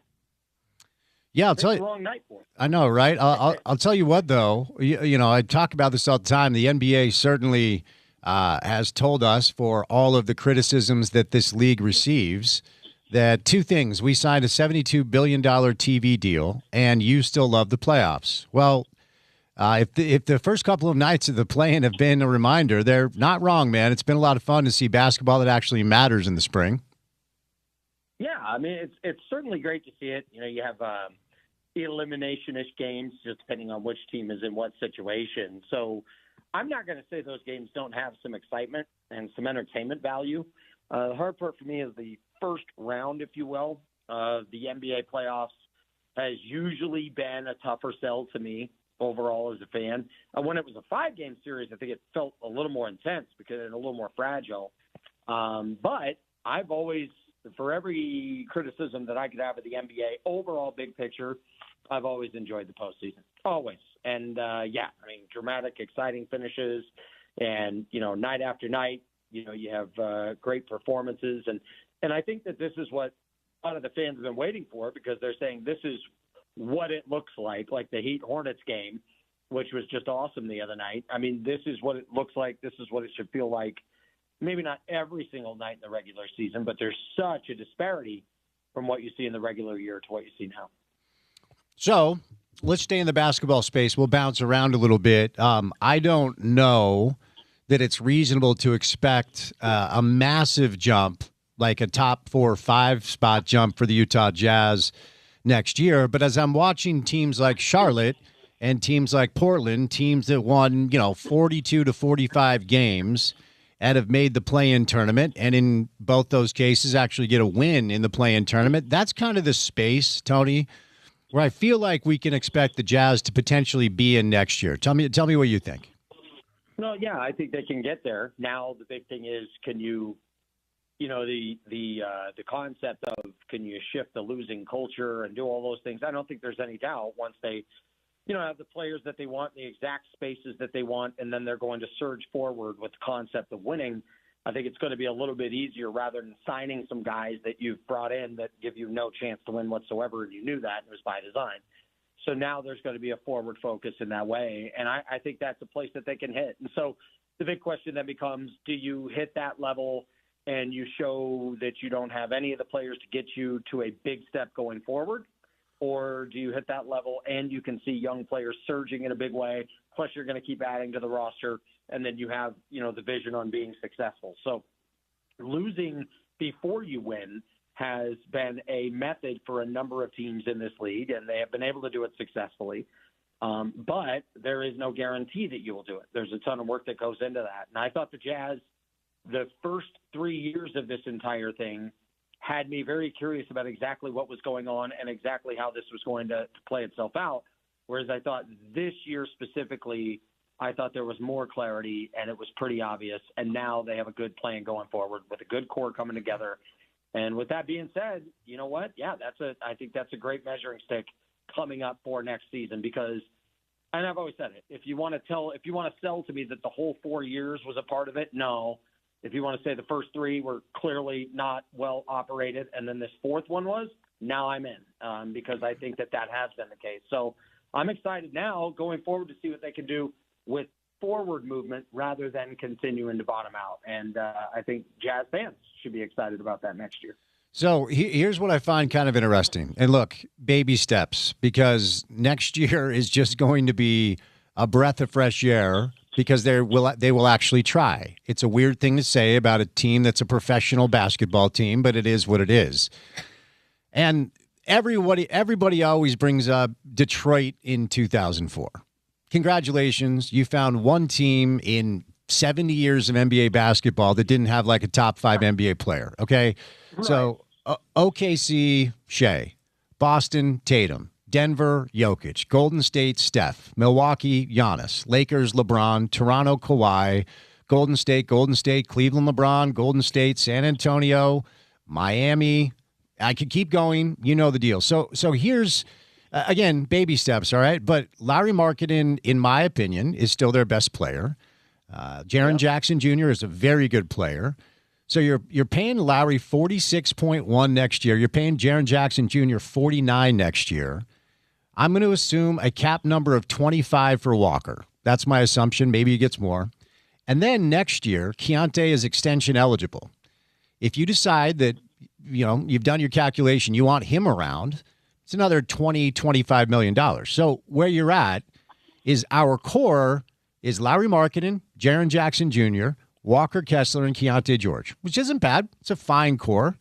Then you've got Ace on a rookie deal, players like John Conchar. I don't know what they're going to do with Filipowski or, Sensabaugh Collier. You probably keep those guys around, Cody, on their rookie deals. Maybe hopefully you get lottery luck and maybe add one of the top 3 or 4 pieces. My point is, this might just be the group. And so whether it's Lauri or Ace or whoever they draft this year, if they have aspirations to hang a banner, and I know Ryan does, are you seeing anything both in the interim and the future to indicate that maybe they have one of these top 5 to 8 guys on the team? Yeah, I like what they have in terms of what they built up to this point. Now the big thing, this is where your front office and the dudes you hired and the assets you collected with those trades you made 4 years ago, with everything you put together, this is where your expertise comes into flex in the best way. This is where that's going to happen. Because if you wherever you land in the lottery, and this is where it comes to precision and accuracy and success. You don't need to bat 1,000. But you do need to narrow in on what you're looking for. And no matter who that guy is in the draft, if you see that guy as, okay, here's what we have right now, and that dude next year helps us take a massive jump, and in the near future brings us to championship caliber play, you have what it takes to move up in the draft to get that. You have this is why you made the trades you made and collected what you collected, and you did a great job getting what you got out of those trades. If you see that guy and you identify that guy, you get that guy. Now it can speed the process up immensely. The nice part is you'll also have a draft next year, and you'll also have plenty of assets going forward that you can continue to get whichever player or players is going to make that big, big difference. Because the 04 thing, you're right about that, and the fact that the Lakers, I've always described, had a group of guys that some of them would rather some of them would in every single way rather lose unless they can win it the way they want to. I still, no disrespect to Detroit because I was rooting for them in the series, but in 2004, I saw a group of Laker players with 2 guys in the top 10 ever who did not want to win with and for each other, and I thought it was a dysfunction of a team that had no business losing in that series. So, no, you're not. If you're Utah, you can't bank on something like that happening in the future. If you're going to get to something like OKC, if you're going to get to something like Denver had a few years ago, or whichever team in the recent years that won a championship, you are going to need that big-time difference maker, MVP caliber-esque player. It doesn't need to be an actual MVP, but a no-doubt all-star, a no-doubt future Hall of Famer. That's what this is going to take, Spence. And so whenever he goes, which guy is it? Who should they get in the draft? That is where dudes who've been sitting in that front office and have been evaluating players and have scouts and meetings and late-night conversations, this is why they're in those spots. Because you didn't bottom out so you could hopefully one day put together a nice collection of nice players. That wasn't the point. And I know they have their vision on a championship, and Ryan and everybody there going forward. So the pain tolerance, which your fan base was right there to support you through, and some of your tear down, rebuild, whatever you want to describe it as, was obviously dysfunction. It wasn't just all methodically being done over the course of the past 4 years. And so as I watch this going forward, it's like, okay, now this is where your money is made. This is where Danny Ainge, while that championship team in Boston, it took eventually, I think it was I mean, it was a long, long process with 10, 11, 12 years. This is where the actual surge forward is going to take place. But it's going to have to come with your excellence in identifying who that difference maker is going to be. Good core, but a good core doesn't get it done alone. Impossible to analyze who they're going to draft because, pretty simply put, we don't know. So we can't do that today. Right. Do you think it could be Ace? I mean, look, I don't want to be disrespectful to Marketing because he's really, really good. Is he even top 20? I don't know. So that's where it gets interesting. I think he's probably around a top 20 player. I think Jaren Jackson Jr. is probably around a top 20 player. But these are guys who we know who they are. We're not going to see some sort of revelation where suddenly Jaren Jackson Jr. or Marketing are top 5 or top 10 guys. At least I would be stunned if we do. But we are just scratching the surface with Ace. As far as what you've seen from him so far, do you think there's a shot that maybe they've got the guy that can turn into that on the roster, and it is Ace Bailey?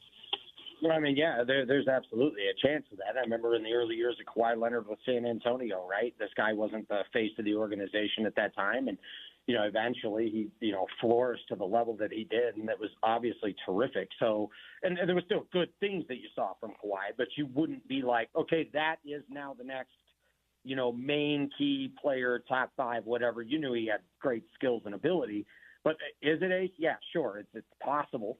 He's so young, and when I point out young, I've always hated it when somebody will say that somebody's best strength is that they're young. That's not his best strength. I mean, this guy had some real nice moments this year where I thought, wow, that was very impressive, right? Like that game that always jumps out to me, I think it was Milwaukee, and then it was a little while after that, they had the game against Toronto where I thought, okay, well, yeah, a young player went out, balled out, and you lost. So in this process, that's kind of what you wanted. So he had moments this year where I thought, that really showed me something on what he could be, going forward. So the other thing you're going to have to find out is if it's going to be a young star difference maker, all of that, are they the people that end up not just with the expertise but the influence? Are they the guy that can go out, do they happen to be the guy that can go out there and establish a defensive understanding, culture, identity, all of that? Because while Denver, for a number of those years, was a threat, one thing that kept them from getting to the point that they wanted to be at was that they refused to be consistently great on the defensive side. And then when they finally made a better commitment to that at a consistent level, they found themselves winning an NBA title. So there's so many variables that will go into that at some point.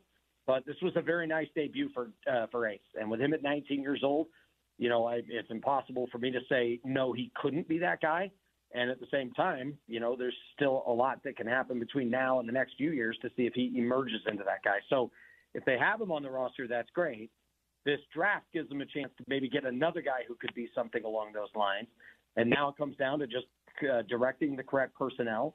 But what I finally see with the Jazz that I like is in this coaching staff altogether, I feel like they have a level of alignment that maybe they haven't had in a little while. And the promotions of Morrison and Wojo and some of the things that they did overall behind the scenes that may not have been noticed by many others, the 6-year extension of Hardy, which I think was a great confession, in my opinion, for the organization to say, yeah, it's not him, it's us, and that they were able to use some self-examination and take a much different approach to the season. I think that was positive. And so there's some great things starting to formulate for the Jazz, and I think the fans should be excited about that. Whether or not Ace is that guy you're talking about, we'll find out. But I definitely saw some things that I liked that I think can only get better here in his near future. Yeah, he's the most exciting young player they've had since Donovan, in my estimation. Agreed. All right, so spring football about to wrap up on the Hill. And over the past couple of years, Texas, USC, Nebraska, Missouri, NC State, Iowa, Minnesota, Ole Miss, a bunch of schools, BYU and Utah State too, by the way, have elected to cancel the spring game or modify it to have something different. And I wasn't surprised to hear that Utah is not going to play a spring game this year. The Forever 22 game is going to be replaced with what they're calling a 22 for You Fan Day. And I got to say, I like it. I'm glad that they kept the tie to Ty and Aaron. And I'm glad they're allowing the fans to come in and you can get autographs from the entire team. Children 12 and under have access to the kid zone. And you got an opportunity to just kind of get to know the team and the coaches a little bit. And you don't run the risk of injuries. One of the pieces of collateral damage the transfer portal and NIL has done is affected depth for everybody. I mean, if you're a 4-star defensive lineman and you're sitting behind 3 of those dudes at Bama, Sark will call you a text and say, I'll pay you $2 million to come play for me. Like, you don't go 2, 3, 4 deep the way that maybe you used to go. So I understand why Morgan did this. Tell me what your thoughts are. Oh, I thought it was a brilliant move. And, of course, if you're a fan, maybe you enjoy, kind of having a taste of that, the tailgate and the experience of going to the game. But the spring game, not even that I didn't enjoy covering it or knowing about it, but it's like, what do you really take away from it a lot of times, especially when many of the key players you're maybe wanting to look at are not going to be there. You're looking at a number of guys down the level of the depth chart. It's still such a small sample size. It's a nice example for them to get as a coaching staff. But you know what? You could put something like that together behind the scenes. And I know it's not in front of a crowd. I understand that it's not the exact same thing. But I'm with you on what you want to do to protect as much as you can in every way, whether it's health issues, whether it's just making sure you keep a good connection with your players so they're not on display. And then the NIL and transfer portal that has started to spread out some of the depth that has existed with some programs. And now they have to work much harder to try and stay up on top or to even get on top. No, I when this started happening and there was a reaction to it, I sat back and thought, no, this is a different era and you need to adjust with the times. And I think that Morgan Scalley very intelligently, similar to Witt in this way, Witt to me was one of the most adaptable coaches that I've ever seen while he was there at Utah, and I know now he's at Michigan. And I think that Morgan Scalley is very much the same way, and I think that this was a great move. So, I'm going to keep reminding people that Utah football went 11-2 last year. And, look, that BYU game will go down in Utah football legend about how it should have played out. I mean, I can remember watching it with a bunch of buddies, and somebody made a point like, it feels like Kyle is coaching this game as if it is his last chance to beat BYU, which I thought was an interesting way to put that. And it turns out that there's probably something to that. I mean, look, he talked about analytics. He talked about, all the things that led to him going for 4th down instead of taking 3. But nonetheless, BYU wins. I say this all the time. It's a good thing we have a scoreboard in sports, so we know who the better team was at the end of the day. My point is, they were a baby's breath away, if I can use a soccer term, from playing for a Big 12 championship and maybe going to a college football playoff. So whenever I hear like, oh, we are going to be so much better next year under Morgan than we were under Witt, I'm like, hold on just a second, okay? Let's just relax. Mostly because I want Morgan to be set up to succeed long term. The schedule next year is manageable, okay? Non-con is Idaho, Arkansas, Utah State. You get BYU at home. You get Houston at home. You avoid Texas Tech. Tricky road trips to maybe Arizona and TCU. So I can see a world where 8, 9, 10 wins is a reasonable expectation, but I don't know, man. Like, what do you think success looks like for Morgan next year based off of the mass exodus of coaches and players and the schedule that they're presented with? Yeah, the only thing that would really concern me is if there was a drop in fundamentals and physicality. Because those are two things that Utah has been able to hang their hat on, right? So you get a game against Idaho right out the gate where you get to polish some things off. I know there's newcomers up front. I know there's going to be a lot of adjusting in that way. Then you get a nice test. You have a Power 4 opponent with Arkansas, right? You're at home. And you may very likely be a favorite in that game. And if you win that, you're playing Utah State. Same kind of thing where, they're going to bring it. Like you can't just roll out of bed and beat that team. So it's not just like the record is one thing, and everyone's going to absolutely obsess about that, and there's no doubt. But while you're trying to get established overall with the way your roster is going to be assembled and the way that you're going to function as a program altogether, if there was a drop in physicality and fundamentals, then they would have what would be, let's say, a disappointing 6-6.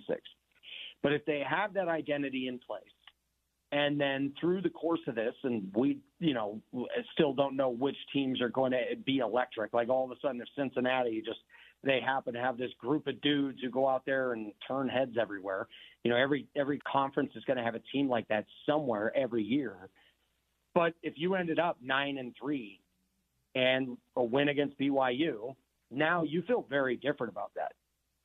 As far as the emotion of the fan base, my opinion is it doesn't just come down to the BYU game, but that can give a very different feel towards the future.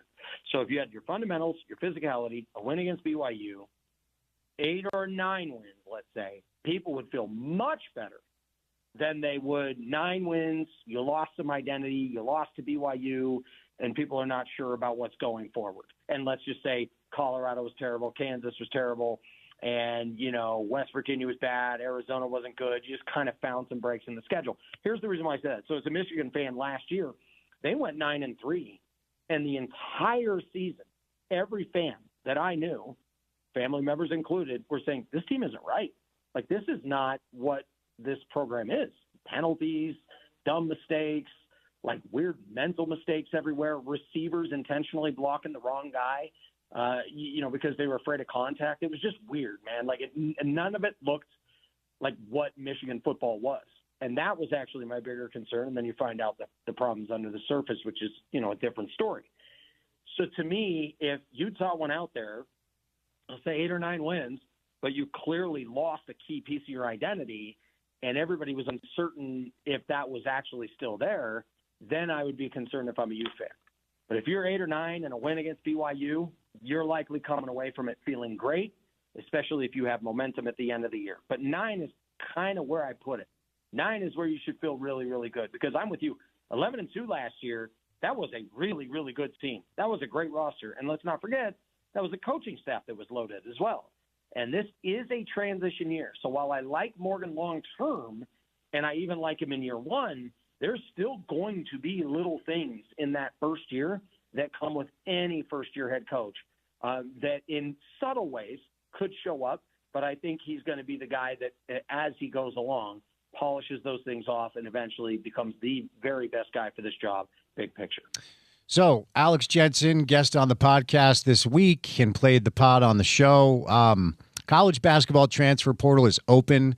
I know there have been some reports on some rumors. The only thing that's official is Jackson Holcomb is coming to Utah from UVU, where he was really good last year, an all-WAC player, and also all first-team WAC and also all defensive WAC. So 6'7", local kid who can really play.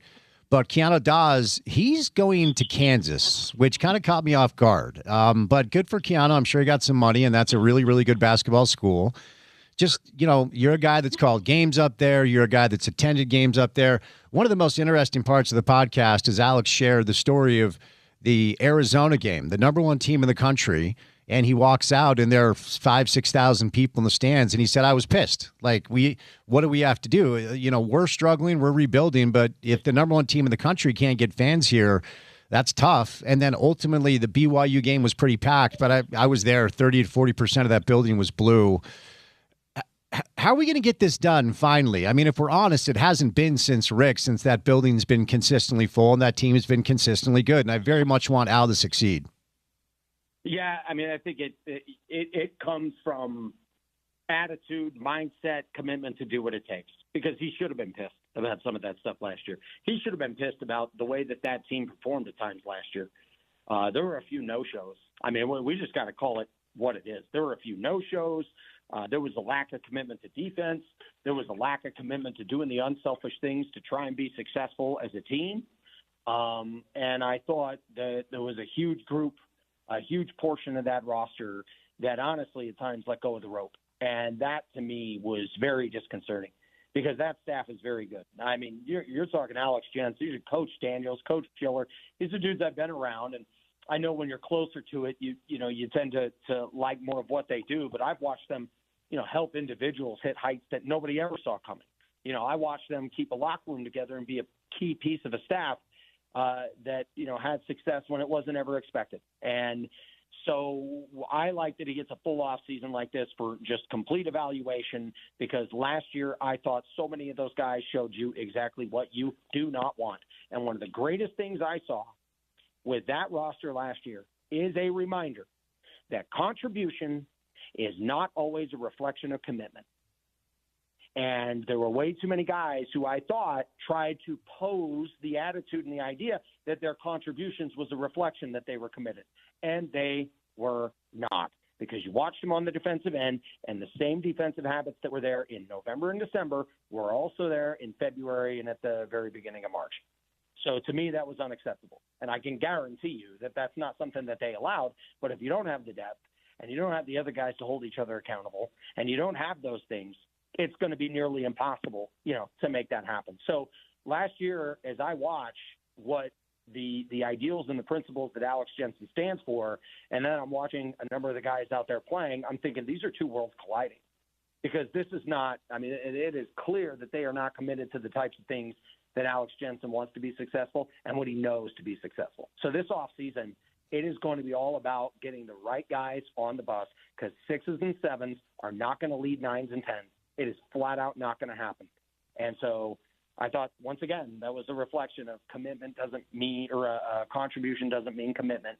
And now it's going to come into the right principles, the attitude, the mindset, and the commitment to do what it takes. And obviously it's going to be vital for that staff to get the right guys. Because if you don't get the right mindset on the floor, it doesn't matter what kind of plays you draw up. It doesn't matter how well your practices are run. It doesn't matter how good you sound in a press conference, which he did, and he was very honest, and I loved it because that program needed it to that level. But a rude awakening, in my opinion, to some of those individuals, because anybody who wasn't going to stay, if I'm in this program right now, you're thinking that's fine, because it was clear you did not have the leadership that you needed. You can have great coaches, but if you don't have guys on the floor who can be a true extension of what the coaches are trying to preach and teach, it just doesn't matter. You're not going to go to the 7-Eleven, let alone the NCAA tournament. John, good stuff, man. Appreciate the time. Best of luck. Hopefully we get some better weather for the Bees out that way, and we'll get you back soon, okay? I look forward to it, man, and I have not watched that interview yet with Alex Jensen, so I'm excited to check that out. I love your work. Appreciate you. The great Tony Parks, the voice of the Bees, good friend of the show, at Tony Parks 801 on social media is where you find him. Time now for the ESPN 700 Festival of Tees, powered by the Utah Golf Association. Let's welcome in my friend Charles from Tonah Vista. Charles, how are you, man? Great. Very good. Thanks. Good. Appreciate the time. What do you want our listeners to know about what you have going on out there at Tonah Vista? Well, hey, we got a lot of exciting events coming up this year. We partner with the casinos, and they do a lot of events out here, starting off with the one-man scramble that's coming up the end of this month, the 27th and 28th. You get 2 rounds of golf, 2 nights at the casino, and they give you $25 in food at the restaurants. There's skins game, that's included. And just depending on your player level, if you play in the casinos at all, it's anywhere from free up to about $300. But chance to win, $250 in prize money or so. That's the 27th and 28th of this month. Sign up at wendovefun.com. And later on in the year, they do a 4-man scramble, 2-man scrambles. There's a couples tournament as well. So that's a fun series that's kicking off here in a couple weeks and lasts clear through September. We have stay and play packages. Come out and stay at the casino, and you pay for it at the casino, get a discounted round of golf. And during the week, if there's no tournaments or anything going on, you can get out pretty easy as a twosome or sometimes even a single. I know it gets real crowded there in Salt Lake, so come get away and enjoy yourself, play some golf, and then play some cards at night and have a meal or see a show, and it's a great time out here in Wendover. No, that sounds fun, Charles. Appreciate your time. Best of luck, and reach out if we can help you, okay? Okay, appreciate it. Thanks. You can go to golftonavista.com for more details. 1-man scramble, 2-man scramble, couple scramble, 4-man scramble. Flagship event of the season is the Wendover Casino Open, which is a 2-man best ball in June, $2,000 team payout, $25,000 hole-in-one prize, and over $15,000 added money. Several other tournaments also open to the public throughout the season. So go to golftonavista.com for more details. We'll catch a break and bring in Dave McMenamin coming up next on ESPN 700.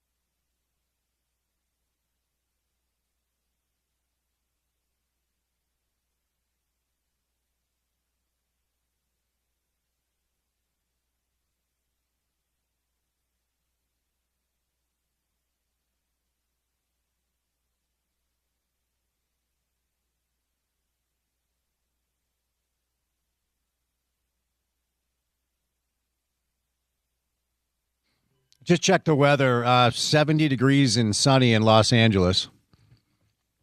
It's 38 degrees and snowing in Salt Lake. Dave, are you in L.A.? Oh, yes, I am. Wow. No. I do not associate Salt Lake with cold April weather. I mean, I've been there for playoff series. I feel like in the first round, it was beautiful.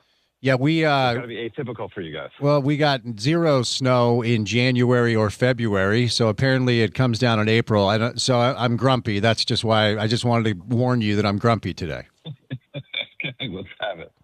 All right, I'll tell you what. I know the NBA always says, hey, you can criticize us for whatever during the regular season, but we signed a $72 billion TV deal and you still love the playoffs. And they're not wrong. The first 2 nights, dude, it's been so fun. Give me your takeaways now that we have 2 play-in nights behind us. What stands out most to you? Yeah, they were really all 4 of them. I guess the Philly Orlando one wasn't necessarily a classic, but it was still compelling. You have Andre Drummond banging big-time threes late in the game to hold off a Magic team that they have all sorts of problems that they're going to face this offseason. But yeah, I loved seeing the plays by the Hornets late in game, playoff basketball back in Charlotte, the first time in 15 years or whatever it's been. Obviously the Bam Adebayo play, that's a tough one. You'd rather see Miami at full strength, but even without him in there, Davion Mitchell making plays for them. Norman Powell made plays. Obviously, Tyler Hero hit a big-time 3, keep that game going. I was at the Clippers Golden State game last night, and Golden State just found that magic. I looked at the stat. I think Al Horford only had 4 games all season where he hit 4 3-pointers or more, and he comes out and hits 4 threes in the fourth quarter of that game to give Steph Curry a chance to do his magic, to give Draymond Green a chance to put the clamps on Kawhi Leonard in the clutch.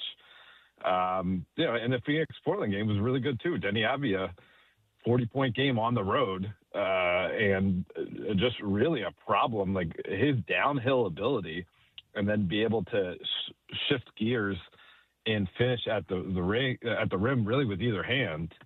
I'm not saying they're going to beat San Antonio, but that would be an interesting series. I think it'd be worth watching as well. So yeah, this is the perfect appetizer for the smorgasbord of hoops we have coming in the official playoffs. The Draymond stuff last night was such a reminder because it's been a while since we've been reminded of, Zach Lowe used to call him a genius. And, he's not as young as he used to be. None of us are. Neither is Steph Curry. And I don't know that it really means much whether they make it or not, because I think OKC is going to smoke whoever they play. But look, if you didn't see the game and you pull up the box score and you're like, 7 points. All right, 9 assists, 6 boards. Yeah, okay, good. The way he just locked in and said, I've got Kawhi, and completely took him out of the game was a reminder that when we look back on Draymond Green's career, we'll talk about him as one of the best defensive players ever. I thought that was really cool. Yeah, I mean, the ball denial, right? Because Kawhi is one of the most physically gifted players of his generation, the long arms, the sturdy base, just the intelligence of getting to his spots. And Draymond was able to play angles and be a pest and use his long arms and use his body positioning to make it even hard for Kawhi to get the ball, to catch the ball. Like, that's really incredible. And also, Draymond, obviously, we've all seen it, the times where he's gone over the line, and he did pick up a technical foul last night, and we're wondering, is he going to be able to reel it in? But generally, he has a self-governing system where he can go right up to the line and use that aggression and use that passion in a way that benefits his team. And, who knows, that they still have a really tough battle, I think, in Phoenix, especially because of the kind of the emotional nature of last night's win. I mean, you saw Draymond and Steve Kerr hugging like they won a playoff series last night. They can't overlook the Suns, but it certainly is something that I hope Joe Lacob is thinking about this offseason when it comes to putting more assets to the table to try to give Steph and Draymond. I know that he hasn't tried before. We know that Jimmy Butler, we know Kristaps Porzingis, they have tried, but they got to keep trying, I would say, to give those guys another chance at glory. Yeah, no, I would agree with that. So the Hornets and the Blazers, I've kind of talked about this through the prism of what I perceive to be realistic expectations for the Jazz next year. I mean, look, we'll finally get a team here that's serious about competing. There's some things to like about the group. I know a lot of people around here believe that, maybe even a home court. I've heard, mostly team broadcasters say maybe we can host a playoff series next year. I will not go that far. But Charlotte won 44 games this year, and Portland won 42. They make the play-in, and they win a play-in game. I think that's probably a realistic potential expectations for the Utah Jazz next year. Dave, what do you think? I think so. I think that's kind of where their minds should be at. It's been a painful process, obviously, but they seemingly have found some young studs in George and Bailey that you want to move forward with, and Kessler, assuming he comes back healthy, and you add the Jazz certainly hoping for one of the top 4 picks here, and you add one of those guys that are kind of seen to be either a Peterson or Debanza or Boozer or Acuff, should be a plug and play exciting prospect. It's possible. Now, the West is really tough.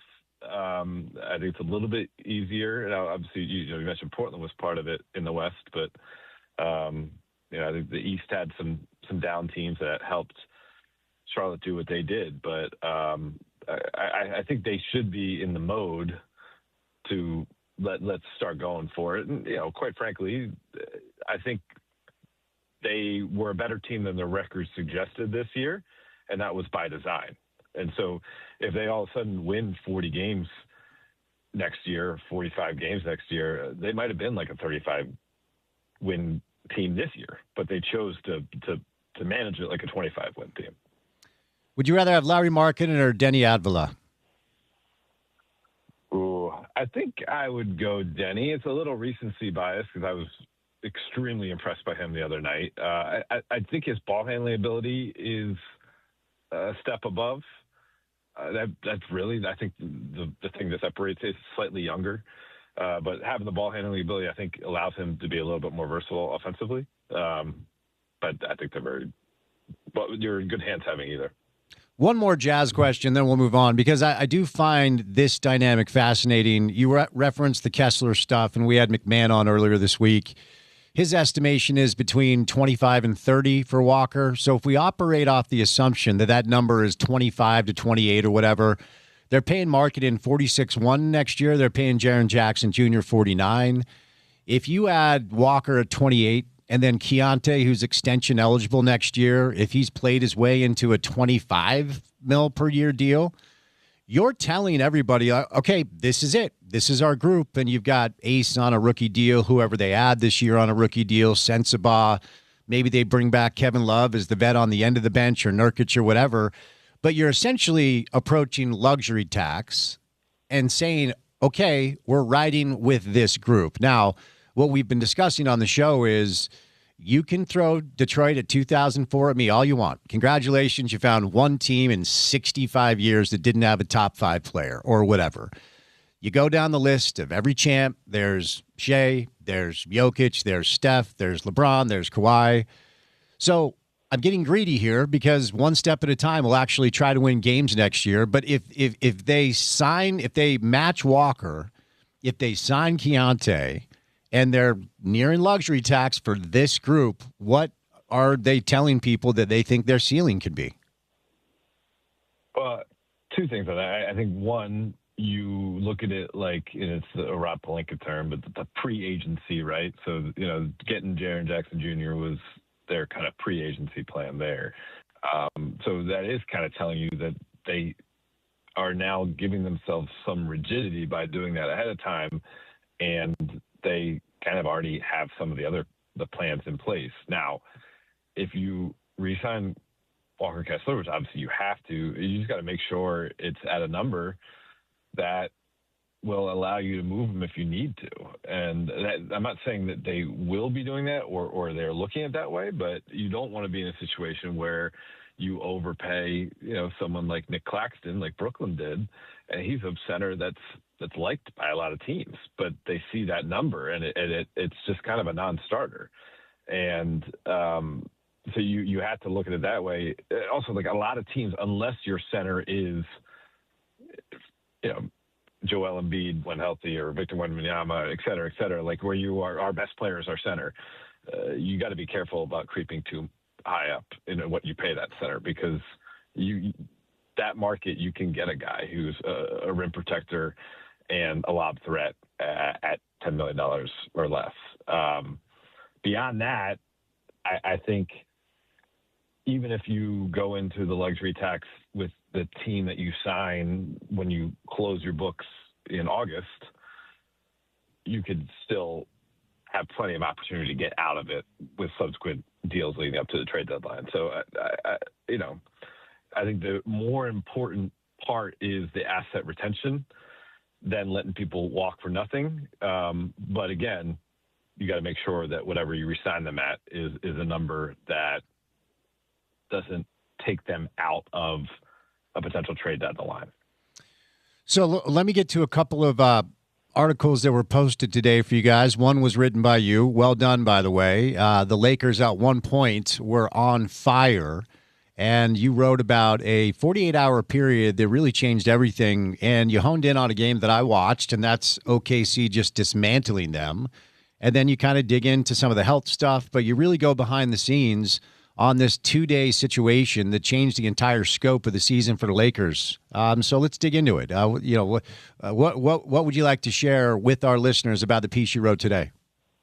Well, to give some perspective, they were really good in March, but it wasn't just they had a really good record. Like they went 16-2 from the end of February to the beginning of April. And yeah, they did beat some good, some teams they were supposed to beat, right? But that they also beat a Knicks team that had won 9 in a row going into the game, Timberwolves team that had won 6 out of 7 going into the game. They beat Houston twice on the road. They beat Denver. Like they were beating good teams. And with that success, their team defense over that month-long period jumped from 24th in the league to 9th. Their team offense went from 9th to 4th. Like they looked like a championship team. So you have all that going for you, all that momentum. You go to OKC, a team that also had been equally hot. They'd won 15 out of 16 going into that game. You get your doors blown in, and your starting backcourt are both out indefinitely. Hamstring strain for Luka and an oblique strain for Austin Reeves. And then the subsequent couple days, it was a team in disarray, and they lost their belief. The news about Austin came out after Luka. They thought they'd have Austin at first, but it turned out he's also going to be out for roughly a month, and they were reeling. And then they were able to pick themselves off the mat enough to close out the regular season with 3 straight wins against, really only one of the 3 teams was absolutely trying to win. That was the Golden State Warriors. Being the Golden State rested some players to try to beat the Kings the next night. But you still won 3 in a row, and you got LeBron playing the leader again. And I report in the story that, LeBron feels no, personal challenge here. He's kind of like, hey, I played the third role on the offense because that's what you asked me to do. That's what the team needed. But I didn't do that because I thought my game was dropped off. So here, I'll play the number one option again. That's what I've done my whole career. And then we'll see. Houston went into the playoffs winning 9 out of 10. And I think that surprised a lot of people around the league because prior to that winning streak, they looked like very shaky. And the Lakers will now see if they are able to jump out ahead to begin this series. Maybe they can get that Rockets team to look shaky again and somehow stem the tide long enough to give themselves a chance to have Austin and Luka back. Does it feel like this is the last dance for LeBron in Los Angeles? It certainly seems that way. At times it absolutely felt that way, Spence. I think over the last, and basically it has coincided with that winning streak they went on in March, the tea leaves feel a little bit different. I think various things have happened. One, proof of concept that LeBron can and will fit in with those guys the way that will still allow Luka Doncic to thrive and be an MVP candidate, the way it will still allow Austin Reeves to thrive and make sure he's assuring his bag for this summer. Also, LeBron's been able to play real minutes with Bronny James. Bronny James closed out the season averaging almost 8 points a game, 17 minutes a game when those guys got hurt, sharing the court a lot with LeBron, which was kind of like the pipe dream when the Lakers drafted him after 1 year of college. Clearly he wasn't ready at that point. But now it appears he's ready to at least be a fringe rotation player. And guess what? Bronny's under contract for next year with the Lakers. So you kind of put those two things in place, and then you say, is he really going to leave Los Angeles and be away from his wife and his 11-year-old daughter? Is he really going to be away from Rich Paul, who runs Clutch out of L.A., or Maverick Carter, who runs Uninterrupted out of L.A.? It's kind of hard to think that way. And so I think based on the way he's playing, it looks like he's going to continue to keep playing. And then you think about proximity, I think the list gets pretty narrow. I know we've talked about, and Bontemps and I even had a story out about a month ago listing 6 teams that are potential destinations. We talked to people around the league. I would tend to narrow that list down to more like 3. And you're looking at Lakers, Clippers, Golden State, and putting more in the unlikely category, the Knicks, the Cavs, and the Nuggets. Our buddy McMahon wrote a piece today, and when you read it and it actually is there on paper, you're reminded that it wasn't too long ago that Memphis had won 56 games with Jaren Jackson Jr. and Desmond Bane and Ja Morant in their early 20s. And Ja was 27 points, 6 boards, 7 assists. And it's like, remember back then talking about, okay, well, you got to watch out for Memphis in 3 or 4 years. Now Jaren Jackson Jr. is here in Salt Lake. Desmond Bane is in Orlando. Taylor Jenkins has been fired, and it was a really weird year in Memphis. They're going to try to trade Ja. What sort of market is left for him at this point? It's going to be interesting because they've already tried to trade him, right? And they didn't find enough of a market to either there weren't offers, period, or the offers that they were getting, it wasn't good enough for them to bite the bullet because, quite frankly, Memphis is not the easiest market to get big name players to sign as a free agent. And so there is the business part of this beyond the basketball part. And the basketball part for off-court reasons, okay, we've all discussed that. But we're a little bit removed from the off-court reasons. It's not like Ja was running into trouble away from the court this season. It was more the on-court stuff and being able to be available, first of all, dealing with the injuries, his type of build. Does he have that much more, or have we seen the best of Ja Morant already? He's obviously been accustomed to being the face of a franchise, having his own signature shoe from Nike, a national recognized talent. And will that preclude you from bringing in another player, either drafting and developing them or trying to, try to trade for someone who's equally discontent? Would you be able to do that if you kept Ja around? In Tim and Michael Wright's story, they kind of get to the conclusion that the Grizzlies don't think they can. And so, we all heard about the kind of idea that was tossed out there last year. Trae Young and Zion Williamson and Ja Morant should all swap teams.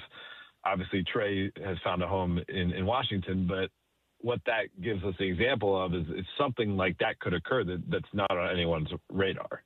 And, I think of a team up the coast from here, Sacramento, there's been kind of no rhyme or reason to the moves that they've made since they were the light to beam playoff team a couple of years ago. So that's a team that I always kind of think about when you hear about a guy with maybe not a natural fit. They'd be willing to take a shot, and they got a guy in Zach LaVine that they're not necessarily happy with his contract either. So maybe they're swapping situations. Before I set you loose, Charlotte a slight favorite on the road, and Phoenix is a slight favorite at home. What do you think happens tomorrow night, Dave, before we actually get to the real playoffs on Saturday? Yeah, I think the Phoenix game, and it's not any disrespect to the Golden State, I just think that was such an emotional win for them last night, and I think they surprised themselves, quite frankly. I know I was in Al Horford's post-game presser. He wasn't talking like a guy that expected that to be the outcome, him to play the whole fourth quarter and go off like that. That might have been mission accomplished for them, because they do know the prize on the other end is OKC. When you don't have Jimmy Butler coming back, when you still have Kristaps Porzingis on a minutes restriction, you still have Al Horford on a minutes restriction, you still have Steph, who was brilliant, 27 points in the second half, but there were several times where he took a tumble and he gets up kind of limping, and you recognize that knee is not 100% right now.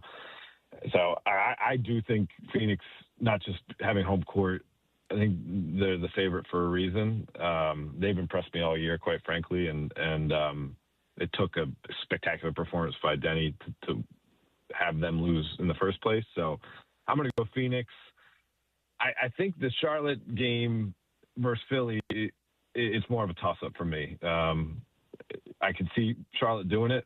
I could also see their inexperience showing, and it's not that there's all these vets on Philly, especially with no Embiid playing, but Maxey plays more mature than his age, and you saw some plays from Paul George, and I give the slight edge to Philly in that one.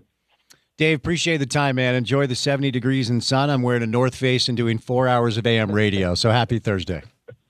All right, sweater weather. There it is. See you, buddy. All right, the great Dave McMenamin covers the NBA for ESPN with a little bit of a slant on the Lakers side of things. At MC10 is where you find him on Twitter. I didn't have the heart to correct him and let him know that the Hornets are playing Orlando and not Philly, even though he chose Philly.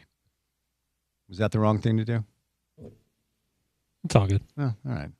So we got Charlotte, Orlando, 5:30 Prime Video tomorrow, then Golden State, Phoenix, 8 o'clock on Prime Video, and then we launch into the real postseason coming up on Saturday.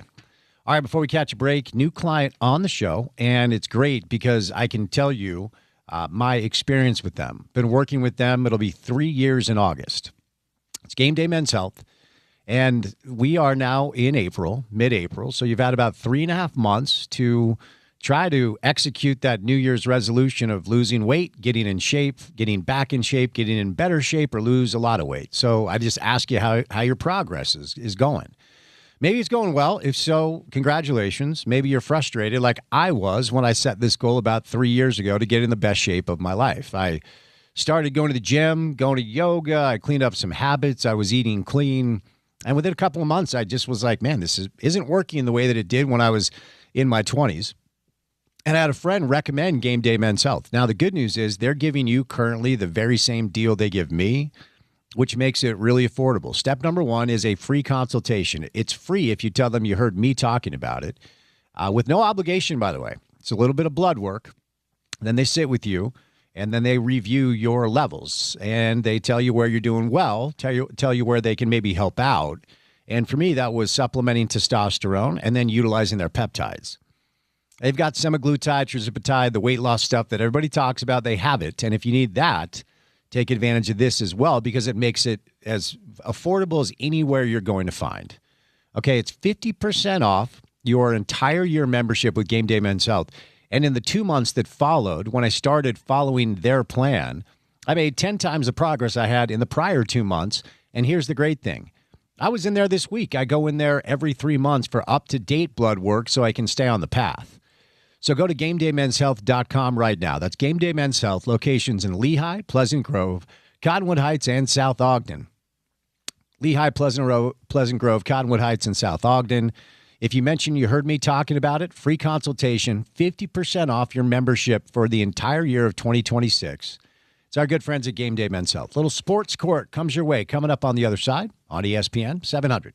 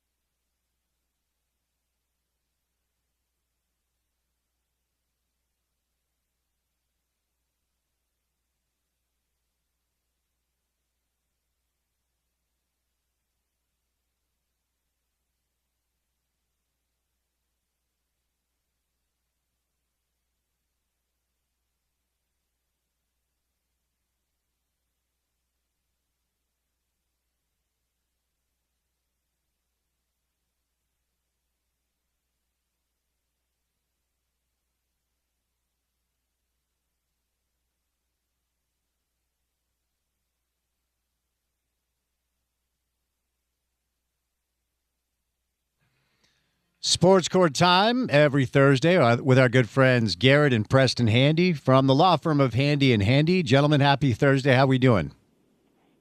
Hey, Spence. Doing well. How you doing? All good here. Appreciate your time. Let's jump into it. The DOJ has launched a probe into the NFL over media rights packages and antitrust concerns. What's going on here?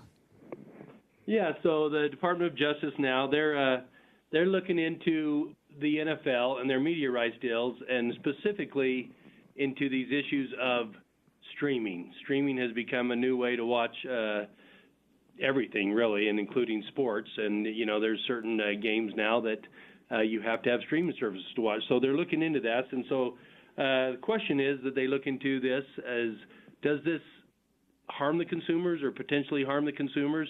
And is this a monopoly? So the background is, traditionally, NFL, they had what was called the Sports Broadcasting Act of 1961. So that goes back a long way.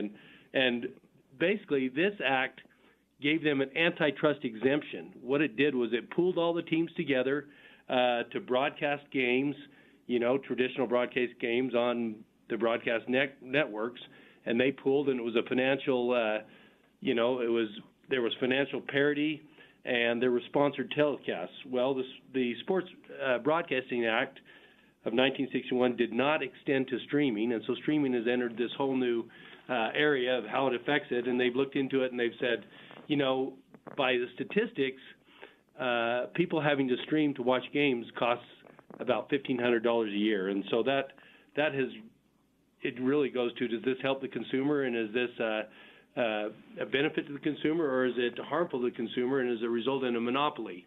So what they said is they're just investigating right now. They haven't filed anything, but if they decide to file something, that's just a probe. If it looks like there's a challenge, the NFL will have to fight this. And, it's successful, if they look into it, the Department of Justice, it could result in, financial deficit to the NFL. I don't really know how this will go. Our guy, Michael McCann, in his article, he wondered if this is just bravado by the Department of Justice and it will go nowhere. So we'll wait and see. It's just a probe at this point, so nothing's been filed. What do you think, Garrett? Well, apparently our very own Mike Lee, senator from Utah, he's the chair of the subcommittee on antitrust competition policy and consumer rights. I did not know that, but apparently he is, and on March 3rd he wrote a letter to the DOJ encouraging them and urging them in this investigation. So there's a little local connection, I guess. I'll go ahead and withhold comment and move to the next story. Lionel Messi. A lawsuit has been filed against Lionel Messi after not playing in Argentina, not playing in a friendly for Argentina in Miami. And we're all sitting here with our fingers crossed that our guy shows up next week. So what's going on here? Yeah, exactly right. I mean, people want to see Messi play, right? And so this was a friendly that was organized, supposed to happen last October 10th. Well, it did, between Argentina and Venezuela. And Messi was a no-show. Apparently he played in a game the very next day for Inter Miami. And so a lawsuit has developed over that. There's an outfit called VID Music Group. They organized and promoted the match, and so they entered into a deal, with the Argentine Football Association, Messi and his agent, that they were going to put this event on, promote it, get the teams there, and of course, without Messi showing up, they're alleging that there was a big hit to the revenue that they expected, and that they've suffered some losses and damages. So they brought this lawsuit. They're claiming that there were some false pretenses and negligent misrepresentation. I'm sure the claim is that Messi really never intended to play. They got the deal anyway. So this one's just filed, but I think it'll be interesting to see if I'm kind of assuming that the Argentine Football Association may take the lead on something like this, as opposed to Messi's own attorney, but he's also got an agent who's been named in the lawsuit. What do you think, Preston? Well, the first thing that jumped to my mind, and number one, I get this was an isolated, promoted game, and they can quantify their losses probably, but it screamed of what happens in load management. You've got to a dad who wants to take his kids to the game, and they all want to see Steph Curry play, and they're all excited for that date coming up. And what happens the day before? They find out that Steph's not playing. Sure, it results in financial harm to them, and it's a disappointment. But fans go to see the stars, and so different kind of thing. But that's what jumped to my mind. All right, moving over. This is an interesting one. Rutgers is facing a taxpayer lawsuit over sports. New Jersey taxpayer is saying that the school lost hundreds of millions of dollars after joining the Big Ten, which is kind of interesting. What do we have here?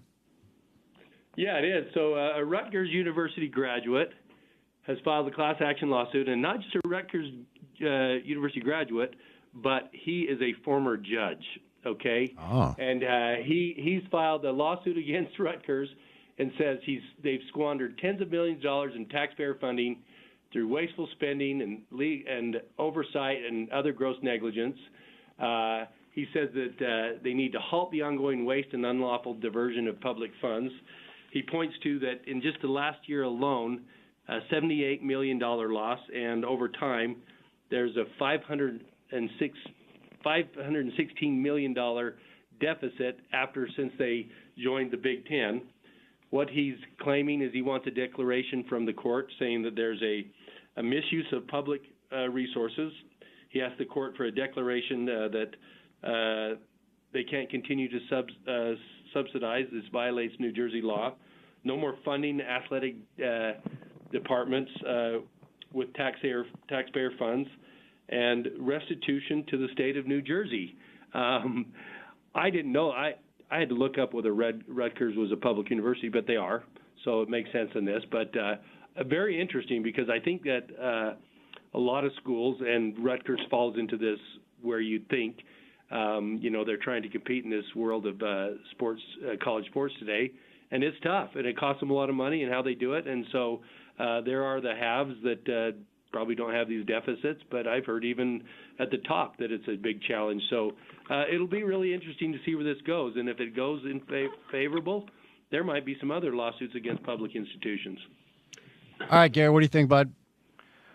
Well, my theory on this is you've got this alum and judge, as Preston pointed out, and, he's probably getting hit up by the school all the time in the mail and email asking him to donate money to his alma mater, and he probably goes, wait a minute. Why am I going to donate money to my university who is just squandering millions of dollars on a mediocre sports program? There should be some accountability. So, I can, in that sense, probably see where he's coming from. Not familiar with this one, but Sport Radar, major player in the sports data industry, is facing a couple of legal challenges, I guess, to access data. Not familiar, so the space is yours. Yeah, this is probably a little wonky as far as sports betting goes, and we've of course talked about a lot of sports gambling stories here on Sports Court. But Sport Trader is, I think, essentially I could describe them as like a data aggregator, and so they pull all the data together. They actually then sell it to a company and other companies. One in particular who they're in the lawsuit with, called Altenar, who is a sportsbook software company. So then they put it together, right, and eventually it gets onto these sports betting platforms. So the data comes from somewhere, and the big name in the game is Sport Trader. And so what the allegation is essentially that Sport Trader they've got a monopoly on this data, and so they're driving up the price, and there's not fair competition. And in particular, one of the concerns is over the live betting data that's really necessary now for these different platforms. So, this is kind of on the back end or whatever of sports gambling. You're up, Preston. Yeah, I didn't know anything about this, but it's interesting that they provide the data for all the big four except for the NFL, and it says they have exclusive rights to sport betting data, that they send out. So I'm guessing they have to pay a lot to these leagues to get this money, because then they dole it out to others. And the claim is that because they have exclusive rights, it's a monopoly. And I'll throw this question out to you, Garrett: is it Sport Trader or Sport Radar? Yeah, I know. I saw that too. There's only one Radar. Yeah, doesn't matter. I don't know. All right, final one for today. I was a little struck as Sharon Moore walked out of court with a Bible in one hand and holding his wife's hand with the other. And boy, does she look thrilled. But we do have a little bit of a resolution here. So what's the latest? Well, we're talking about Sharon Moore because, as someone quoted said, football in the state of Utah is still paying for the sins of Sharon Moore. We know that he was let go because of an inappropriate relationship with a staffer, and he kind of lost his mind, and he entered her home and threatened, and so he was charged with some felonies. One of them being home invasion and stalking. Well, we did talk about this one time where the prosecution and the law enforcement, they kind of didn't follow the rules, and I think he had a win there on the probable cause statement and how they did that and his rights and that type of thing, and that probably played into this plea. But what we've learned now is that he has entered into a plea, an 18-month probation, where part of it is obviously can't commit crimes like this before, but no contact with the former person he was involved with, no alcohol, no drugs. And the judge said an interesting statement, basically said, he said, your support from your wife avoided you getting the full wrath of the court. And another thing interesting I read is this whole probe by the University of Michigan into his misdeeds and inappropriate stuff has cost him $9 million in legal fees. I guess they have to cover their butts or something and showing they're looking out for it, but that seems like a lot. And it says it's ongoing, so those lawyers are having a good time looking into this. Garrett, final word is yours. Well, the judge in this sentencing hinted that maybe would have been a stiffer sentence if the victim had shown up in person to testify, about the harms, and rather than just submitting a statement. He kind of said that they just didn't have the detail that they wanted, but could have gone differently if she would have been there in person. All right, gentlemen, for any of our listeners who have legal questions, how can they get a hold of you over at Handy and Handy? Go ahead, Garrett. I got it. Okay. The best way to reach us really is just to give us a call. We'd be happy to talk to you about your legal questions or issues. You can reach us at 801-264-6677 or just go to our website. You can submit a question there, handylawutah.com. Thanks so much for the time. Have a great weekend. Of course, as always, go Utes. Thanks, Spence. Go Utes. Thanks, Spence. We got 3 hours down, 1 hour to go. Final hour of the program is next on ESPN 700.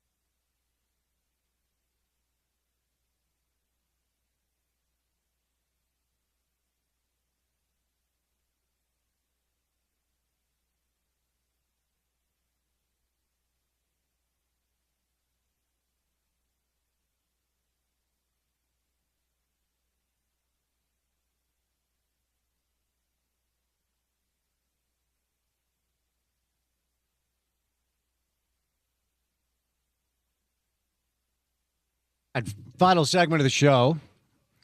Want to let you know that you can swing into golf for the new Titleist Vokey SM11 wedges. The new Vokey SM11 wedges are tour inspired to have optimized flight, improved spin performance, and tour level grinds. Our good friends at You Into Golf.